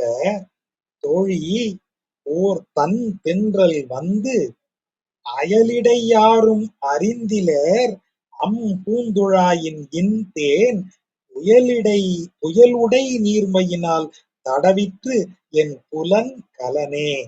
என்ன வார்த்தை! நம்மாழ்வார் வந்து எனக்கு அப்படியே அந்த கவிதைன்னா என்ன, இப்படியா இப்படி எழுதியிருக்க அப்படின்னு நம்மாழ்வார இதுல ஆழ்வார் திருநெறில போய் அவரை பார்க்கும்போது எனக்கு பயங்கர சிரிப்பு, அப்படியே சந்தோஷமா ஒரு சிரிப்பு தான் வந்து. என்னையா எழுதியிருக்கு இங்க வந்து, சும்மா அப்படி கையை கூப்பி உட்காந்துருக்கியே பாவி, என்னமா எழுதியிருக்க நீ, எப்படி எழுதி குவிச்சிருக்க, எவ்வளவு சுவாரஸ்யமா எழுதியிருக்க அப்படின்னு நான் ஒவ்வொரு முறையும் நினைச்சிருக்கேன். என்ன சொல்றாரு பாருங்க. ஓர் தன் தென்றல், வார்த்தையை கவனிங்க. அது என்ன ஓர் தன் தென்றல்? ஏன் வழக்கமா வீசுற தென்றல் கிடையாது. நீங்க எல்லாம் சாயங்காலமா பீச்சுக்கு போனீங்கன்னா தென்றல் வீசும், தன் தென்றல் தான் வீசும். அது எல்லாருக்கும் வீசுறது. எனக்கு மட்டும் காத்து வருது, என் பக்கத்துல உள்ளவனுக்கு வராதுன்னு இருக்குமா? ஆனா இது exclusively for me, only for me. எனக்குன்னு ஒரு குளிர்ந்த தென்றல் காத்து அப்படி வந்துச்சு. ஓர் தன் தென்றல், எனக்கென்று உருவான ஒரு தனித்தென்றல் வந்து, அப்படி அது எப்படி எனக்கு மட்டும் வந்தது? என் பக்கத்துல இருக்கிறவனுக்கே தெரியாதே அந்த காத்து என் மேல வந்து விழுந்தது. என்னை தடவி சென்ற காற்று பக்கத்துல இருக்கிறவனுக்கே தெரியாதே. அயலிடை யாரும் அறிந்திலர், பக்கத்துல இருந்த எவனுக்கும் தெரியாது. அம் பூந்துழாயின் இன் தேன், இறைவன் அணிந்திருக்கும் அழகிய பூந்துழாய், அந்த துளசி மாலையில் இருக்கக்கூடிய இன் தேன், அந்த தேனின் துளியை புயலுடை நீர்மையினால், புயல் உடைனா இங்க மழை, மழை பெய்தால் எப்படி பொழியுமோ, இப்ப மழையில நான் நின்னா என்ன செய்வேன், உச்சந்தலையிலிருந்து உள்ளங்கால் வரை ஒரு பாகம் இல்லாம நனைஞ்சிருவேன். அப்படித்தானே? ஏன்னா நீர்த்துளி எல்லா இடத்துலயும் படும் இல்லையா. அப்படி வந்து புயலுடை நீர்மையினால் தடவிற்று, என் உடல் முழுவதும் தடவிச்சு. எதெல்லாம், என் புலன், என் உடலை தடவியது. கலன், நான் அணிந்திருக்கும் எல்லா ஆபரணங்களையும் அதுவே தடவியது. எப்படி கவனிங்க, ஒரு துளி தேன், அதுதான் தென்றல் கொண்டு வந்துச்சு. ஆனா என் மேல படும்போது அது எப்படியே மாறிச்சு, புயலுடை நீர்மையினால் தடவிற்று என் புலன் கலனே. இறைவனின் அருள் ஒரு துளின்னு வந்துச்சுன்னா நமக்கு அது என்னது, பெருமழை போல் நம்மை நினைக்கக்கூடிய, நம் உடலையும் நாம் அணிந்திருக்கும் கலன், கலன் என்றால் அணிகலன். அப்படின்னா என்ன அர்த்தம், நீ என்னவா வேணாலும் இரு, ராஜாங்கிற அணிகலனோட இரு, குலசேகர ஆழ்வார். நான் பெரிய தளபதியாக்கும் அந்த அணிகலன் அணிஞ்சுக்கோ, அதையும் சேர்த்து அது அருள் புரியும் இந்த திருமங்கை ஆழ்வார். நான் வெறும் ஞானி, இது எதுவுமே எனக்கு பஞ்சாயத்து இல்லையா, நான் சும்மாதான் உட்கார்ந்து தியானிச்சுக்கிட்டே இருப்பேன். நம்மாழ்வார் ஞானி என்னும் கலனின் மேலும் அவன் அருள் வந்து சேரும். எதுல குறை வச்சாங்க? ஏன் நீயே வேணாயா, உன்னைய காட்டி கொடுக்கிற எனக்கு குரு ஒருத்தன் இருக்கான், அவனே போதும். குருவின் சீடனா இருந்தே நான் என் வாழ்க்கைய இந்த பூமியில முடிச்சுக்கிறேன். அப்படியாப்பா, நீ சீடன்கிற கலனை அணிந்திருக்கிறாயா, உனக்கும் என் அருள் உண்டு, வச்சுக்க. மதுரகவி ஆழ்வார். இல்லையா நான் ஜாதியில தாழ்ந்தவன் என்னைய சொல்றாங்க. உன்னைய தரிசனம் பண்ண கூட விட மாட்டேங்கிறாங்க. அர்ச்சாவதாரம்னு சொல்றியே, அவன கூட அப்படி கூட உன்னைய நான் பார்க்க முடியலையே. அப்படியா சொல்ற? ஆனா அப்படியே இருந்துட்டு போறேன். அப்படி இருந்தாலும் எனக்கு மனக்கண்ணால அந்தர்யாமியா நீ இருக்கிறத யார் தடுக்க முடியும்? அர்ச்சாவதாரமா உன்னைய வணங்குறத தடுத்துருவாங்க. அந்தர்யாமிய தடுக்க முடியுமா? திருப்பானாழ்வார். அதனாலதான் அந்தர்யாமியாக அவனை தரிசித்து அவர் அதில் லயித்து இருக்கிறதுனாலதான் அந்த லோக சாரங்க முனி குளிச்சுட்டு வரும்போது வழியில அவர் நிக்கிறாரு. அவர் விலக சொன்னாலும் விலகல்ல. ஏன்னா அந்தர்யாமிட்ட லயித்து இருக்கிறார். அப்படியா நீ தாழ்ந்தவனாக ஒரு ஒரு ரோல்ல நீ பிளே பண்ண போறியா? அந்த கலன் அணியிறியா? அப்படி இருந்து உனக்கு அருள் புரி. என்னத்தை அவன் குறை வச்சான்? புலன் கலன் அனைத்திற்கும் அருளக்கூடியவன். அது எப்படி அடுத்தவனுக்கு தெரியாம அருளுவான், பிறருக்கு தெரியாம. அயலிடை யாரும் அறிந்திலர் அப்பூந்துழாயின் இந்தேன் புயலுடை நீர்மையினால் தடவிற்று என் புலன் கலனை. அப்படியே தூக்கி ஒரு வெறும் காதலனுக்கும் காதலிக்கும் போடுங்க. எல்லாரும் யாரும் இல்லைன்னா கூட, எல்லாரும் சுத்தி இருக்கும்போது கூட அப்படி லைட்டா ஏதோ ஒரு சந்தர்ப்பத்துல வந்து ஒரு சின்ன டச் அப்படி அவன் பண்ணிட்டு போயிட்டான். எனக்கு உடம்பு பூரா சிலிர்த்துருச்சே. அப்படியே தலைவன் தலைவி ஆக்கி பாருங்க. அப்படியே வந்து இதுதான் எனக்கு ஆச்சரியம். பக்தியில குறை வைக்கலன்னா அகத்தினை அழகுக்கும் குறை வைக்கல. தலைவன் தோழிட்ட சொல்றான். இப்ப தோழிக்கு தலைவன் யோ என்னையா மனுஷன் நீ, அந்த பெண்ணு எப்பேற்பட்ட பெண்ணு, உன்னை நினைச்சு எப்படி ஏங்கிட்டு இருக்கா? நீ என்னடானா அவளை மறந்து இங்க திரிஞ்சுக்கிட்டு இருக்க, இந்த இடத்துல சுத்திட்டு திரியற. அப்படி சொல்லும் போது தலைவன் சொல்றான், நான் ஒரு மாதிரி பைத்தியமா திரியறது என்னவோ நிஜம்தான். ஆனா அதுக்கு காரணம் என்னன்னு உனக்கு தெரியுமா? அவ பார்வையால நான் இப்படி பைத்தியமா திரியறேன். தெரிஞ்சுக்க. என்னவோ அவ வேண்டான்னு திரியறேன்னு நினைக்காத. அவ பார்வையால நான் பைத்தியமா திரியறேன். டைலாக பாருங்க. குலக்குண்டல புண்டரீகத்த போர்க்கெண்டை வள்ளி ஒன்றால் விலக்குண்டு உலாகின்று வேல் விழிக்கின்றன. என்ன கவிஞ! குலக்குண்டலம் முகத்தை சொல்றாரு. குலம் என்றால் அழகியன்னு ஒரு பொருள், வட்டமானன்னு பொருள். அழகிய வட்டமான முகம். குலக்குண்டலம், காதுல குண்டலம் அழகாக தெரிகிறது. தெரிதல் அதான் புலம். புலப்படுத்துதல்னு ஒரு வார்த்தையை சொல்றோமா? எனக்கு புலப்படுத்தினார், புலன்களுக்கு உட்படுத்தினார். புலன்களுக்கு உட்படுதல்னா என்ன? கண்ணால் பார்க்க முடிவது, காதால் கேட்க முடிவது, நுகர முடிவது, சுவைக்க முடிவது, தொட முடிவது, டான்ஜிபிள். இப்படி புலன்களால் எந்த விஷயத்தை நாம் அறிய முடியுமோ அதுதான் புலப்படுதல். புலனுக்கு உட்படுதல் அதான் புலப்படுதல். அப்ப புலக்குண்டலம்னு சொன்னா காதுகளில் அணிந்திருக்கும் குண்டலம் அழகாக தென்படுகிறது. அழகிய குண்டலம் அணிந்த காதுகள், கண்ணு, முகம், புண்டரீகம், சிவந்த தாமரை. சிவந்த தாமரையில 2 கெண்டை மீன்கள் சண்டை போடுது. போர் கெண்டை. போர்னாலே ஒருத்தன் இன்னொருத்தனோட செஞ்சாதானே போரு. இல்ல சார் நான் டெய்லி தனியா போர் செஞ்சுக்கிட்டு இருப்பேன் சார், அதை எவனாவது போர்னு சொல்லுவானா? போர்னாலே ஒரு எதிரி இருக்கணும்ல. அப்ப இரு கண்கள், அதான் எதிரிகள். ஒண்ணுக்கு ஒண்ணு எதிரெதிரா இருக்குல்ல. 2 கண்கள் தான் போர்க்கெண்டைகள். போர்க்கெண்டைன்னு சொன்னது இரண்டும் எதிரெதிராக நிற்பது.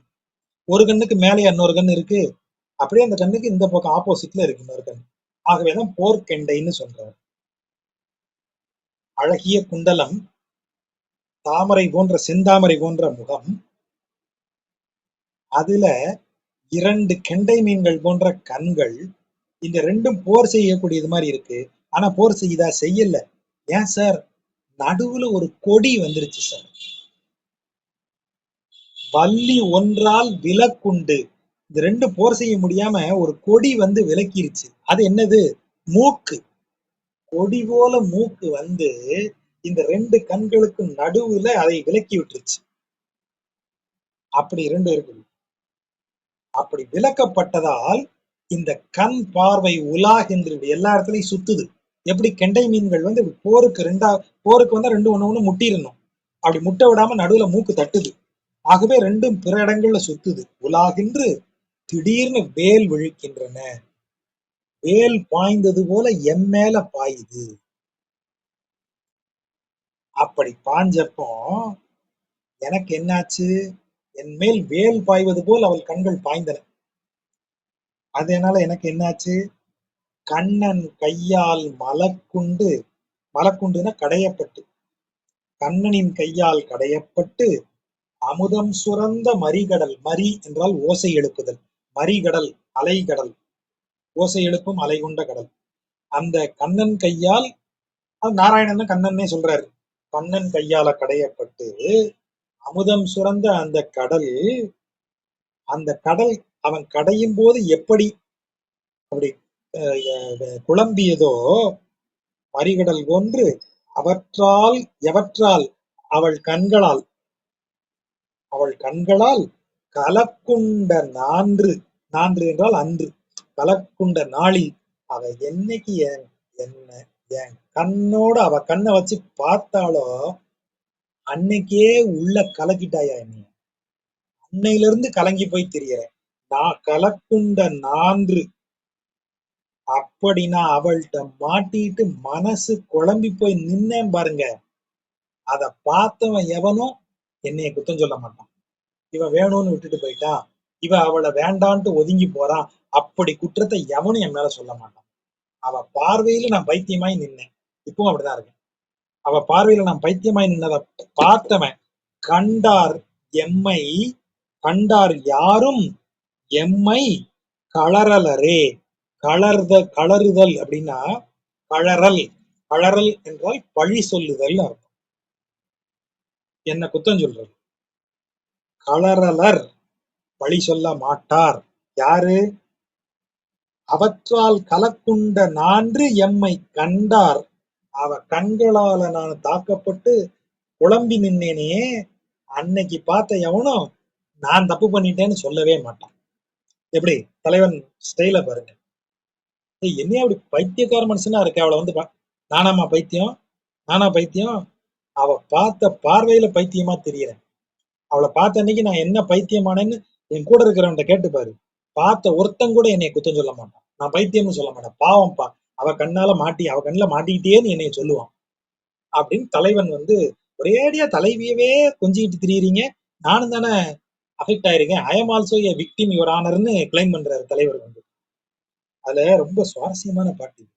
சட்டுன்னு பார்த்தா ஒரு அகத்திணை பாடலினுடைய அவ்வளவு சுவாரஸ்யத்தை கொண்டு வருது இல்ல. உரையாசிரியர் விளக்கம் பிரமாதப்படுத்துறாங்க. சொல்றாரு, முக்திக்கு காரணமான முதற்பொருளை உணர உபாயம் 3. முக்திக்கு எது முதற்காரணம் அப்படின்னு நீங்க கண்டுபிடிக்கணும். அதுதான் ஆத்ம விசாரம் என்று சொல்வது. அப்படி நீங்க விசாரிக்கும், அப்படி அந்த விசாரணை என்றால் அந்த முதற் பொருளை தேடுவது. சரி, தேடுறீங்க, எப்படி தேடலாம்? 3 உபாயம். உபாயம் என்றால் there is a process or there is a method, there is a way. சரி, 3 இருக்கு. என்னது? கேள்வி, சிந்தனை, காட்சி. கேள்வி என்றால் நல்ல ஆச்சாரியனை தேடி பிடிச்சு அவன் வாயால சொற்களை கேளுங்க, அதான் கேள்வி. சரி, சொற்களை கேட்டுட்டு பேசாம இருக்கலாமா? இருக்கக்கூடாது. கேட்ட பிறகு நீ என்ன செய்யணும்? சிந்திக்கணும். எப்படி சிந்திக்கணும்? இவர் இப்படி சொல்லியிருக்கார், இப்படி இந்த டெக்ஸ்ட்ல சொல்லியிருக்குங்கிறார். அப்ப அந்த டெக்ஸ்ட் எடுத்து படிப்போம். இந்த டெக்ஸ்ட்ல இருந்து ரெஃபரன்ஸ், இந்த டெக்ஸ்ட் அதை எடுத்து படிப்போம். அதுல இருந்து இதுக்கு போவோம். அப்புறம் இதையே விவாதமாக நமக்குள்ள நிகழ்த்தி பார்ப்போம். இத மாதிரி நடந்த பிற விவாதங்களை படிப்போம். இப்படியாக சிந்திக்கும் போது ஒன்றுக்கொன்று முரண்பட்ட கருத்துக்களோடு நாம அதை திரும்ப திரும்ப விவாதித்து கடைசியாக கண்டு தெளிதல், அதான் காட்சி. கடைசியாக நீங்க ஒரு விஷயத்துல தெளிவு பெற வேண்டும். இதுதான் விஷயம் அப்படின்னு ஒண்ணுல கிளாரிட்டி உங்களுக்கு வருமா? அந்த கிளாரிட்டி தான் காட்சி. உங்களுக்கு ஒன்று புலப்பட்டு விடும், அதான் காட்சி. அப்போ கேள்வி, சிந்தனை, காட்சி, ஐயமின்றி தெளிதல் தான் காட்சி. உரைகளை படித்து ஆராய்தல் தான் உங்களுடைய சிந்தனை. உபதேச மொழிகளை கேட்டல் தான் கேள்வி. இப்ப அப்படியே பாட்டுக்கு வாங்க. புல குண்டலம்னு சொல்றது கேள்வி. குண்டலம் என்பது காதுக்கு அணி அப்படின்னு பொருள்.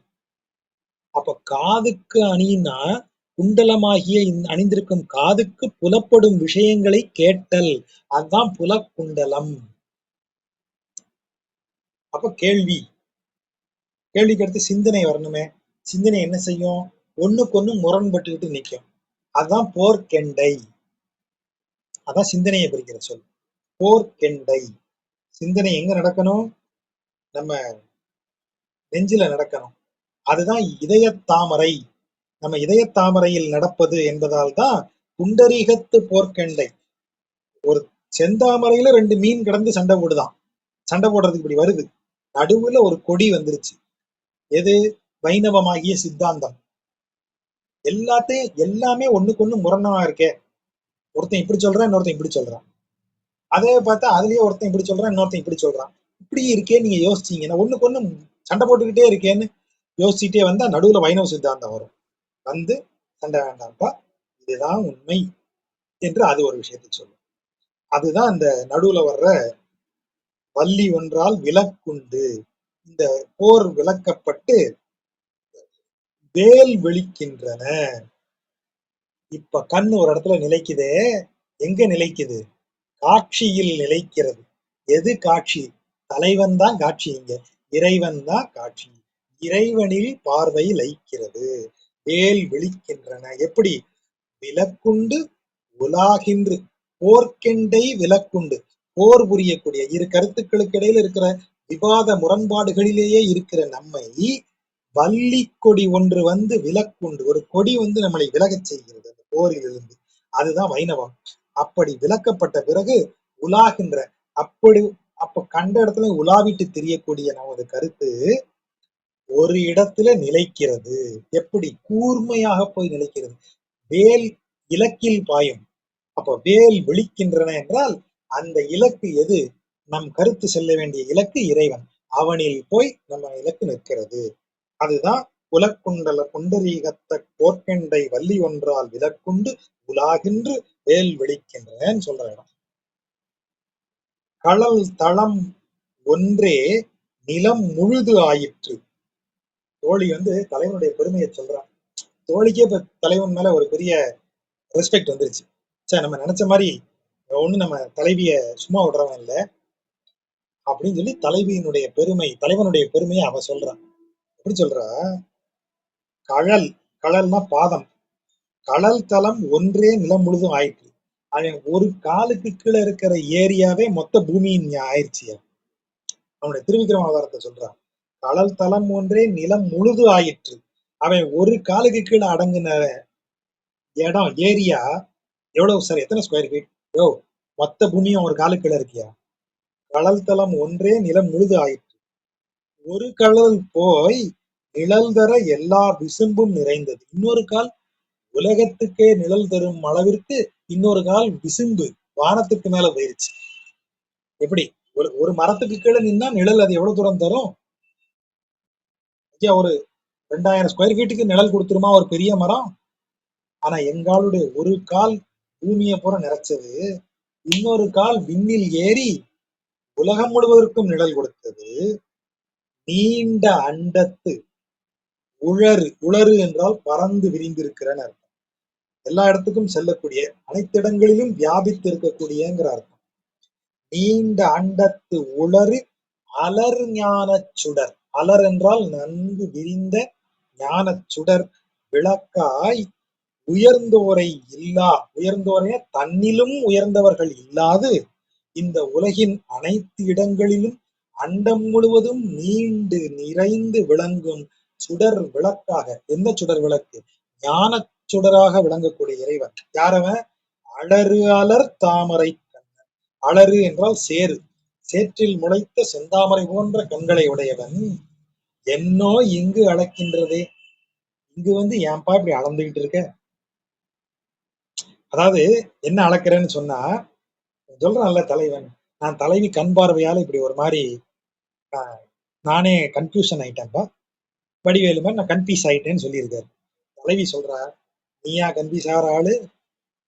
ஒரு காலால மொத்த பூமியை அளந்த, இன்னொரு காலால மொத்த பூமிக்கும் நிழல் கொடுத்த, வானத்திற்கு மேல காலை வச்சு இந்த அண்டம் எவ்வளவு பறந்திருக்கிறதோ அந்த நீண்ட அண்டத்து உலர், அந்த உலரு அலர், அதாவது அண்டம் எவ்வளவு நீண்டு கிடக்கிறதோ அதன் முழுவதும் பறந்து நிறைந்து ஞான சுடராக விளங்கக்கூடியவன் நீ இந்த பூமியில வந்து உதித்திருக்கிறாய்.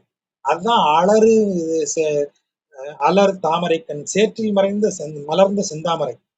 சேருங்கிறது இந்த பூமி. இந்த பாவம் நிறைந்த பூமியிலேயே நீ வந்து அவதரிச்சிருக்கிய. அப்படி அவதரிச்ச நீ குழம்பிட்டேன்னு எங்கிட்டயே அளந்து விடுறியப்பா. அந்த வார்த்தையை பாருங்க. என்னோ இங்கு அளக்கின்றது. நீ என்னத்தெல்லாம் அளந்தவன்? ஏன் எப்படிப்பட்ட ஆளு நீ? இங்க வந்து நீ அவ கண்ணால பைத்தியம் ஆயிட்டேன், அவ கண்ணால நான் கன்ஃபியூஷன் ஆயிட்டேன்னு என்கிட்ட அளந்து விடுற. எப்படி தலைவி கேட்கிறா, தோழி கேட்கிறா பாரு. என்னோ இங்கு அளக்கின்றது. பிரமாதம். எனக்கு எனக்கு இவர் வந்து எதுவும் தெரியாம ஒரு குழந்தையா ஒன்றும் இல்லாமல் உட்கார்ந்திருந்தார் நம்மாழ்வார்னு சொல்றதுக்கு இந்த பாட்டை படிச்சவனுக்கு மனசு வருமா? அது எல்லாவற்றையும் அறிந்து கொண்டு அமர்ந்திருந்தது அது. அப்படி ஒரு உருவம் சும்மா உட்கார்ந்து இருந்ததுன்னா எல்லாம் அறிந்து அமைந்த அமைதி அது. நம்மள மாதிரி அறவுரைகளுக்கு தெரியுமா? அவன் ஏதோ பைத்தியக்காரன் வாய் திறக்காம இருக்கான்னு நம்ம சொல்லிட்டு இருக்கோம். அத்தனையிலையும் பட்டு அதில் உண்மையை கண்டுகொள்ள முடியாமல் வந்த மதுரகவி ஆழ்வாருக்குத்தான் தெரியுது இது அறிந்து அமைந்திருக்கும் அமைதி. ஆகவேதான் அவர் அந்த ஒரே கேள்விக்கு வந்த ஒரே பதில்ல தன்னை அப்படியே சரண் செஞ்சிட்டாரு குரு கிட்ட. ஆச்சாரியன் திருவடி அடைந்தான்னா அதை முதல்ல செய்தவர் மதுரகவி ஆழ்வார். நேர போய் ஐயா நீதான் தெய்வம், தேவு மற்ற அறியேன் குருகூர் நம்பியல்லால் அப்படின்னு சொல்ற தைரியம் அவருக்கு இருந்தது. எனக்கு குருகூர் நம்பியாகிய நம்மாழ்வாரை தவிர வேற தெய்வமே தெரியாதுன்னு சொல்ற அளவுக்கு அவருக்கு அப்படி தெரிஞ்சு வச்சிருந்தார் அவர். எப்படி எழுதியிருக்காரு பாருங்க. அறியாதவன் எழுதுற எழுத்தா இது? ஒன்னும் தெரியாம 16 வயசு பாலகனா உட்கார்ந்து எழுதுற எழுத்தா இது? கடல் தலம் ஒன்றே நிலம் முழுது ஆயிற்று ஒரு கழல் போய் நிழல் தர எல்லா விசும்பும் நிறைந்தது நீண்ட அண்டத்து உளறு அலர் ஞானச் சுடர் விளக்காய் உயர்ந்தோரை இல்லா அலறு அலர் தாமரை கண்ணன் இங்கு அளக்கின்றதே என்னோ. என்கிட்ட வந்து இந்த கதையெல்லாம் சொல்ற அளப்பெரும் தன்மைய ஊழி கங்குல். அளப்பெரும் தன்மை இல்லாது இவ்வளவு இவ்வளவு இருக்கும்னு சொல்ல முடியாத அளவிற்கு மிகுந்த இருள், ஊழிக்காலத்தினுடைய இருள். இந்த இடத்துல என்றால் அழகியங்கிற பொருள் இல்ல, கங்குல்ல அடர்ந்தங்கிற பொருள் இல்ல. அளப்பெருந்தன்மைய ஊழி கங்குல். ஊழிக்காலத்தில் வருகிறதை போன்ற இருண்டு அடர்ந்த இருள். அந்த எவ்வளவு இருள்னு அளக்கவே முடியாது அப்படிப்பட்ட இருள். தன்னம் துழாய்க்கு உளப்பெருங்காதலின் நீளிய ஆய்வுல சொல்ற. அப்படிப்பட்ட இரவில் மாட்டிக்கொண்டிருக்கிறாளே என் பொண்ணு. இது செவிலித்தாய் சொல்ற கூற்று. இப்படி அதாவது அவள் இரவு எங்களுக்கெல்லாம் நார்மலா இருக்கு, ஆனா அவளுக்கு எப்படி இருக்கு? அத சரியா சொல்லணும்னா, கொண்டு கூட்டி சொல்லணும்னா, வல்வினையேன் நான் பாவி, என் பிள்ளை படுற பாட்டை பார்த்து ஒன்னும் செய்ய முடியாம இருக்கேனே.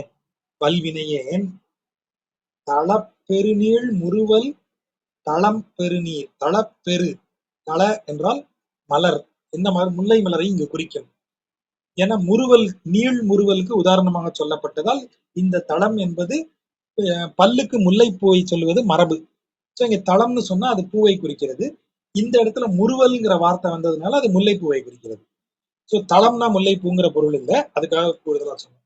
தளப்பெரு நீள் முறுவல், அழகாக பூத்த நீண்ட முல்லைப்பூ போன்ற பல்வரிசை உடைய செய்ய வாய். செய்ய என்றால் சிவந்தன்னு அர்த்தம். செய்ய வாய், சிவந்த வாயை உடையவள், முல்லைப்பூக்களை போன்ற அழகிய பற்களை உடையவள், தடமுலை நன்கு அழகிய மார்பை உடையவள். யாரு? என் பொண்ணு. இப்ப எப்படி இருக்கா? அளப்பருந்தன்மைய ஊழியம் கங்கு. அவளுக்கு வந்து ஊழிக்காலத்துல வந்த மாதிரி இந்த இருள் அவளுக்கு துன்பப்படுத்துது. தன்னம் துழாய்க்கு, அழகிய குளிர்ந்த துழாய், இறைவன் அணிந்திருக்கிற அந்த மாலை, அதன் மேல் காதல் கொண்டிருக்கிறாள். தன்னம் துழாய்க்கு உளப்பெருங் காதலின் நீளிய உள. நீளியன என்ன? வளர்ந்து கொண்டே செல்லுகிற, நீண்டு கொண்டே செல்லுகிறேன்னு அர்த்தம்.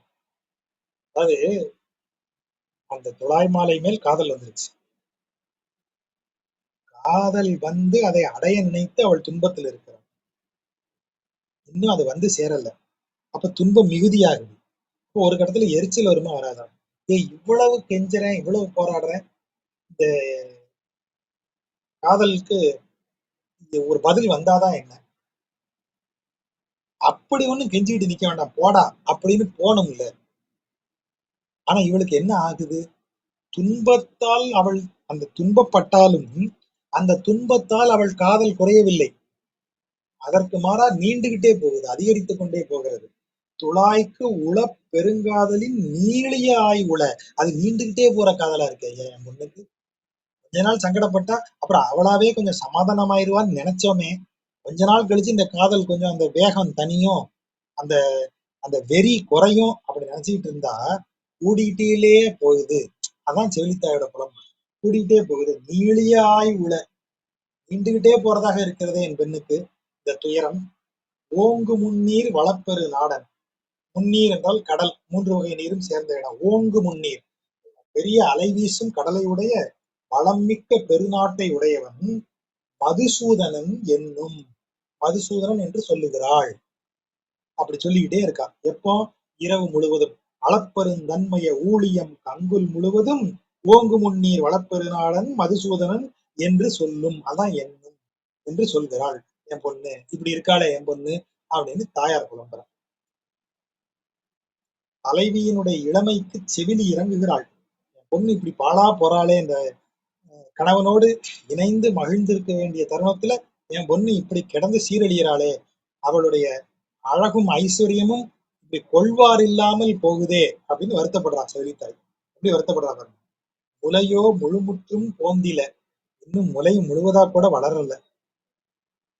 மொய் பூங்குழல் குறியன குறுகிய சிறியது. இன்னும் தலை முழுவதுமாக வளர்ந்து பெண்களுக்கு ஒரு குறிப்பிட்ட வயது வரைக்கும் தலைமுடி நிறைய வளரும். ஒரு குறிப்பிட்ட வயதிற்கு பிறகு குறைய ஆரம்பிக்கும். இவளுக்கு இன்னும் வளர்ந்தே முடிக்கல. குறியன்னு தலையில முடி கொஞ்சமா இருக்குங்கிற அர்த்தம் இல்ல. மொய் பூங்குழல் முழுமையாக வளரவில்லை. மார்பு இன்னும் முழுமையாக வளரவில்லை. இன்னும் அவள் கூந்தல் முழுமையாக வளரவில்லை. இப்ப அப்படிதான் இருக்கா. ஆனா என்ன ஆயிட்டா? இவன் மேல பைத்தியம் ஆயிட்டா. அது முழுவதும் படிப்படியாகச் சென்று பக்குவ நிலையை அடைந்து அதன் பிறகு இறைவனின் பக்தியில் ஈடுபடும் செயல் இந்த பக்தனுக்கு நடக்கல. அவன் படிப்படியான நிலைக்கெல்லாம் போகாம எடுத்த உடனே பரவச நிலையில இறைவனை முதல்ல அந்த அனுபவத்தை அவன் அடைஞ்சிட்டான். அந்த பக்குவமின்மையாலதான் இவ்வளவு வேதனைப்படுறான். ஆகவேதான் இந்த வார்த்தை வருது. முலையோ முழுமுற்றும் போந்தில மொய் பூங்குழல் புரிய. இப்ப என்ன ஆயிருச்சு? தலையோ அறை இல்லை. இடுப்புல ஆடை நிக்கல. தலை என்றால் ஆடை, அறை என்றால் இடுப்பு. தலையோ அறை இல்லை. இடுப்புல ஆடை இருக்கணும், அதுவே இல்லை. நாவோ குழறும். வாய் குளர், பேச்சு குளறுது. கடல் மண் எல்லாம் விலையோ என மிளிரும் கண். கண் எப்படி மிளிர்கிறது? இந்த உலகத்தையே விலையாக கொடுக்கிறேன்னு சொன்னா கூட அவ கண்ணுல எந்த மாற்றமும் இல்லை. துளசி, பெருமாள், இறைவன் அவன் புகழை சொன்னா மட்டும் அதை கொஞ்சம் அப்படி திரும்பி பார்ப்பான். அம்மா கொஞ்சம் நார்மல் ஆகுமா? அந்த உலகத்தையும் உனக்கு விலையா கொடுக்குறேன். கடலை கொடுக்குறேன், மண்ணை கடல் கொண்ட மண், அதான் கடல் மண், கடலால் சூழப்பட்ட உலகம்னு அர்த்தம். அதையே கொடுத்தா கூட அவளுக்கு எந்த வேறுபாடும் கிடையாது. பெருமான் மலையோ திருவேங்கடம் என்று கற்கின்ற வாசகமே. எப்ப பார்த்தாலும் என்ன சொல்லிட்டு இருக்கா? பெருமாள் இருக்கிற இடம் வேங்கடம் தான், பெருமாள் இருக்கிற இடம் வேங்கடம் தான் சொல்லிக்கிட்டே இருக்கா. அதுதான் அவ கற்கின்ற வாசகம். இப்போ சொல்ற பேச்சு ஒன்னே ஒரு பேச்சு தான் பேசுறா. என்ன பேசுவான்னு கேட்டா, பெருமாள் இருக்கிற இடம் வேங்கடம். இவள் பரமே. ஐயோ இவளை என்ன செய்ய போறேன், இவளுக்கு இவளுக்கு இப்படி ஒரு நிலைமை வரலாமா, இவள் பரமே, இவளுக்கு இது தேவையா? அதுதான் அந்த கூற்று. செவிலித்தாய் சொல்றான் பாருங்க. அவ இன்னும் அப்போ சீடனின் நிலைமையை கண்டு ஆச்சாரியன் சொல்றாரு, பக்தியில இறங்கிட்டான். ஆனா இன்னும் அந்த பக்குவம் அடைந்த பக்திக்கு பக்குவத்தினால அந்த இடத்துக்குள்ள வராம நேரடியா பக்திக்குள்ள போயிட்டான். ரொம்ப சிரமப்படுவான். இறைவனே பாரு, இவ்வளவு கஷ்டம் இவனுக்கு தேவையா? கொஞ்சம் அவனை பக்குவப்படுத்து, கொஞ்சம் சரி பண்ணு. அதுக்குள்ள அவன் அந்த நிலைமைக்கு வந்துட்டான். அப்படி சொல்றதுதான் அது. முளையோ முழுமுற்றும் போந்தில மொய்ப்பூங்குழல் குறிய தலையோ அறையில்லை நாவோ புலரும் கடல் மண் எல்லாம் விலையோ என மிளிரும் கண் இவள் பரமே பெருமான் மலையோ திருவேங்கடம் என்று கற்கின்ற வாசகமே அப்படின்னு இவளுக்கு இப்படி உண்டாகலாமா அப்படின்னு சொல்லக்கூடிய மாதிரி பாட்டு. அதுக்கு இதுல இவங்க கூந்தல் இதுக்குரியது, முழு முற்றும் போந்திலன்னு சொல்லும்போது முலை என்பது பக்திக்கு உரியது. அதெல்லாம் ஓகே. இதுலயே கட்டுவீச்சு கூறுதல்லயே வருது. வாராயின முலையாள் இவள்னு சொல்லும்போது முலை பக்திக்குரியதாக சொல்லப்படுகிறது. ஏன் பக்தி ஒரு படிப்படியாக வந்து வர வேண்டிய ஒரு பக்குவத்துல வர வேண்டிய பக்தியாகவும் அது இருக்கும். அதனாலதான் முலை முற்றும் முழுமுற்றும் போந்தில அப்படின்னு சொன்னான். அங்க என்ன சொன்னா கட்டுவீச்சு கூறுதல்ல வாராயின முலையாள் இவள்னு சொன்னான். பக்தியில கனிஞ்சு வந்துட்டா இனி அவளுக்கு பெருமாள் வரலனா கூட பெருமாளின் பாகவதர்கள் இருந்தாலே போதும்னு சொன்னார். ஏன்னா அப்ப அவன் வார்முலையாள், பக்தியில் கனிந்தவர். இங்க யாரு ரொம்ப சின்ன பொண்ணு, விவரம் தெரியாத பொண்ணுங்கிறாரு. முலையோ முழுமுற்றும் போந்தில, முலையோ இன்னும் முழுசா வளரல, கூந்தல் இன்னும் இதாகல, முழுசா வளரலங்கிறாரு. அப்ப இதுதான் அந்த நிலை. பக்தன் வெவ்வேறு பக்தர்களது நிலைகளை குறிப்பிடுற மாதிரி அந்த பாட்டு வருது. இப்ப சுவாரஸ்யமான 10 பாடல்கள். அதிகமான நேரம் எடுத்துக்கிட்டேன். அதனால குற்றவாளி நம்மாழ்வார் தான். உரையாசிரியர்களும் அதுல குற்றத்தில் பங்கு பெற்றவர்கள். தாமதத்திற்கு அவங்க தான் பொறுப்பு. பொறுமையாக கேட்ட நண்பர்களுக்கு நன்றி.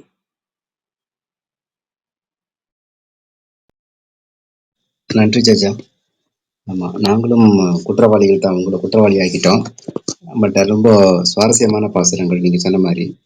அழகான இடங்களை நல்லா ரசிக்க முடிஞ்சுது.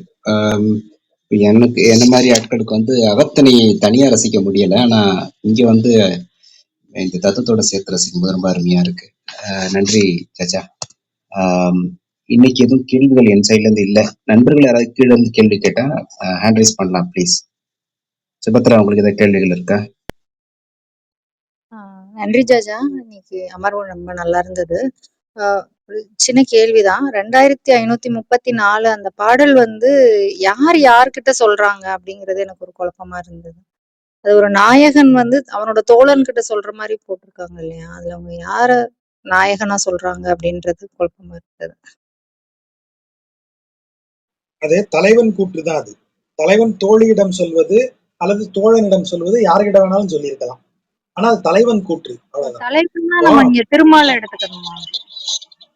ஆமா, அது பெருமாளுடைய கூற்று அப்படின்னு சொல்றது. பெருமாளோட அதாவது ஆமா, பெருமாளுடைய தலைவன் கூற்று அப்படின்னு சொல்லும்போது அதை இதுல அகத்திணை மரபுப்படி தலைவன் தானே இறைவன். அப்போ இறைவன் என்ன சொல்லுகிறான் என்றால், பக்தனால் நான் பாதிக்கப்பட்டேன், அந்த பொருள் அது கிடையாது. இதுக்கு என்ன பொருள் என்றால், அவன் பக்தியால் நான் கவரப்பட்டேன், அவன் பக்திக்கு நான் அடிமை. இப்படித்தானே சொல்றாரு எல்லா இறைவனும். நீங்க சைவமா இருந்தா என்ன, கண்ணப்பர் வந்து ஊன் படைத்து எச்சில் உமிழ்ந்து இறைவனுக்கு பக்தி செய்தார். அப்ப அந்த பக்திக்கு ஆட்பட்டு தானே இறைவன் வந்து நின்னான். அன்பனும் பிடியினுள் அகப்படும் தானே இறைவனை சொல்றாங்க. அப்படித்தான் இறைவன் சொல்றான். என்னையவே நான் வந்து கருணை இல்லாமல் அவன் அன்புக்கு கட்டுப்படாமல்லாம் நான் இருக்கல. எனக்கு அவன் பக்தி ரொம்ப பிடிச்சிருக்கு. அவன் பக்தியின் மேல் நானும் மனம் கொண்டு இருக்கிறேன் அப்படின்னு இறைவன் சொல்லக்கூடிய கூற்றாக இது இருக்கு. அது இறைவன் மேல் செலுத்தக்கூடிய பக்தி வீண் போகாது. எப்படி பார்த்தாலும் இறைவனுக்கு அது தெரியுங்கிற பொருள்ல அதை எடுத்துக்கணும். கீழே விளக்க உரையில அவங்க வந்து கொஞ்சம் ரொம்ப இழுத்து கொடுத்திருந்தாங்க. ஆழ்வார் கூட இருக்கிற பாகவதர்கள் வந்து ஆழ்வாரோட ஞானத்தினால கவரப்பட்டு அதுல இருந்து மீள முடியாம இருக்கிறோம் அப்படின்னு சொல்லியிருந்தாங்க. அத ஆனா வாசிக்கிறப்போ அது வந்து தலைவனா திருமாலை குறிக்கிற மாதிரிதான் எங்களுக்கு தோணுச்சு. அதனாலதான் இந்த கேள்வி கேட்டேன். அடுத்து இந்த மாதிரி உரையாசிரியர்கள் கொஞ்சம் சில நேரங்கள்ல கொஞ்சம் அதிகமா தான் போயிருப்பாங்க. நம்ம அதை நம்ம அளவுக்கு நம்ம லிமிட் பண்ணிக்கணும், அவ்வளவுதான். இன்னும் நிறைய எல்லாம் போயிருக்காங்க. நான் அதெல்லாம் ரெஸ்ட்ரிக்ட் பண்ணி விட்டேன். ரொம்ப முடும்பை சடகோபாச்சாரியார் சீனிவாசாரியார் புக்கு தான் நான் ரெஃபர் பண்றது. இன்னும் எங்க எல்லாமோ போயிருப்பாங்க. நம்ம அந்த அளவுக்கு எல்லாம் போகல. அது கொஞ்சம் அதிகம்னு தோணிச்சு, அதனால அதை நான் ரெஸ்ட்ரிக்ட் பண்ணிட்டேன். வந்து அவங்க வந்து திருமால் சொன்ன மாதிரி ஆழ்வார் சொல்றது வந்து ஒரு குறைவா இருக்கும் அப்படின்னு நினைச்சு இந்த மாதிரி அவங்க மாத்துறாங்களோ? ஜீவாத்மாவே பாடுற மாரி பாட்ட. இது வந்து பரமாத்மாவோட கூற்றாயிடும்ல அப்படின்றதுனாலயா? ஆமா, ஆமா. அப்படி நினைச்சுதான் அவங்க என்ன செய்யறாங்கன்னா, இது ஆழ்வார் சொல்வது, இது ஆழ்வாரின் பாகவதர்கள் சொல்வது, ஆ. பாகவதர் வேற, பக்தர் வேறன்னு எல்லாம் கொண்டு வருவாங்க. அது ரொம்ப முயற்சி பண்றது. அவ்வளவுலாம் வேண்டாம். நம்மாழ்வாருக்கு அந்த கவலை எல்லாம் கிடையாது. அகத்திணை மரபுல தலைவன் சொல்றதால தலைவன் தான் சொல்ல முடியும். நாம அத பக்தி மேலீட்டால் இறைவனை ரொம்ப புனிதப்படுத்த நினைச்சு இதுக்குள்ள கொண்டு வராம வச்சிருக்கோம் அவன. அப்படிலாம் கிடையாது. அதுக்குதான் நாச்சியார் திருமொழி படிக்கணுங்கிறது. மானமில்லா பன்றின்னு அவனை திட்ட முடியும். மாசு உடம்பில் அழுக்கு நீர் அந்த இது மேல வழியும்படியா நின்னிய நீதான்னு கேட்க முடியும் இறைவனை. அப்படி கேட்கிற உரிமையோட தான் இறைவனை ஆழ்வார்கள் அணுகியிருக்காங்க. அதனால அதுல ஒண்ணும் இதே இல்லை. சூழல் உடையன் உன் பிள்ளை தானே, குசும்புக்காரன் தானே உன் பிள்ளை அப்படின்னு நக்கல் அடிச்சிருக்காங்க, எல்லாம் செஞ்சிருக்காங்க. அந்த உரிமையோட தான் இறைவனை அணுகியிருக்காங்க. நாம அந்த உரிமையோடயே அவனை அணுகுவோம். இவர்கள் அளவிற்கு நம்ம ரொம்ப புனிதப்படுத்திக்கிட்டே போக வேண்டியது இல்லைங்கிறது என்னுடைய அபிப்பிராயம். நன்றி ஜாஜா. இதுதான் என்னோட சந்தேகமா இருந்தது. நன்றி.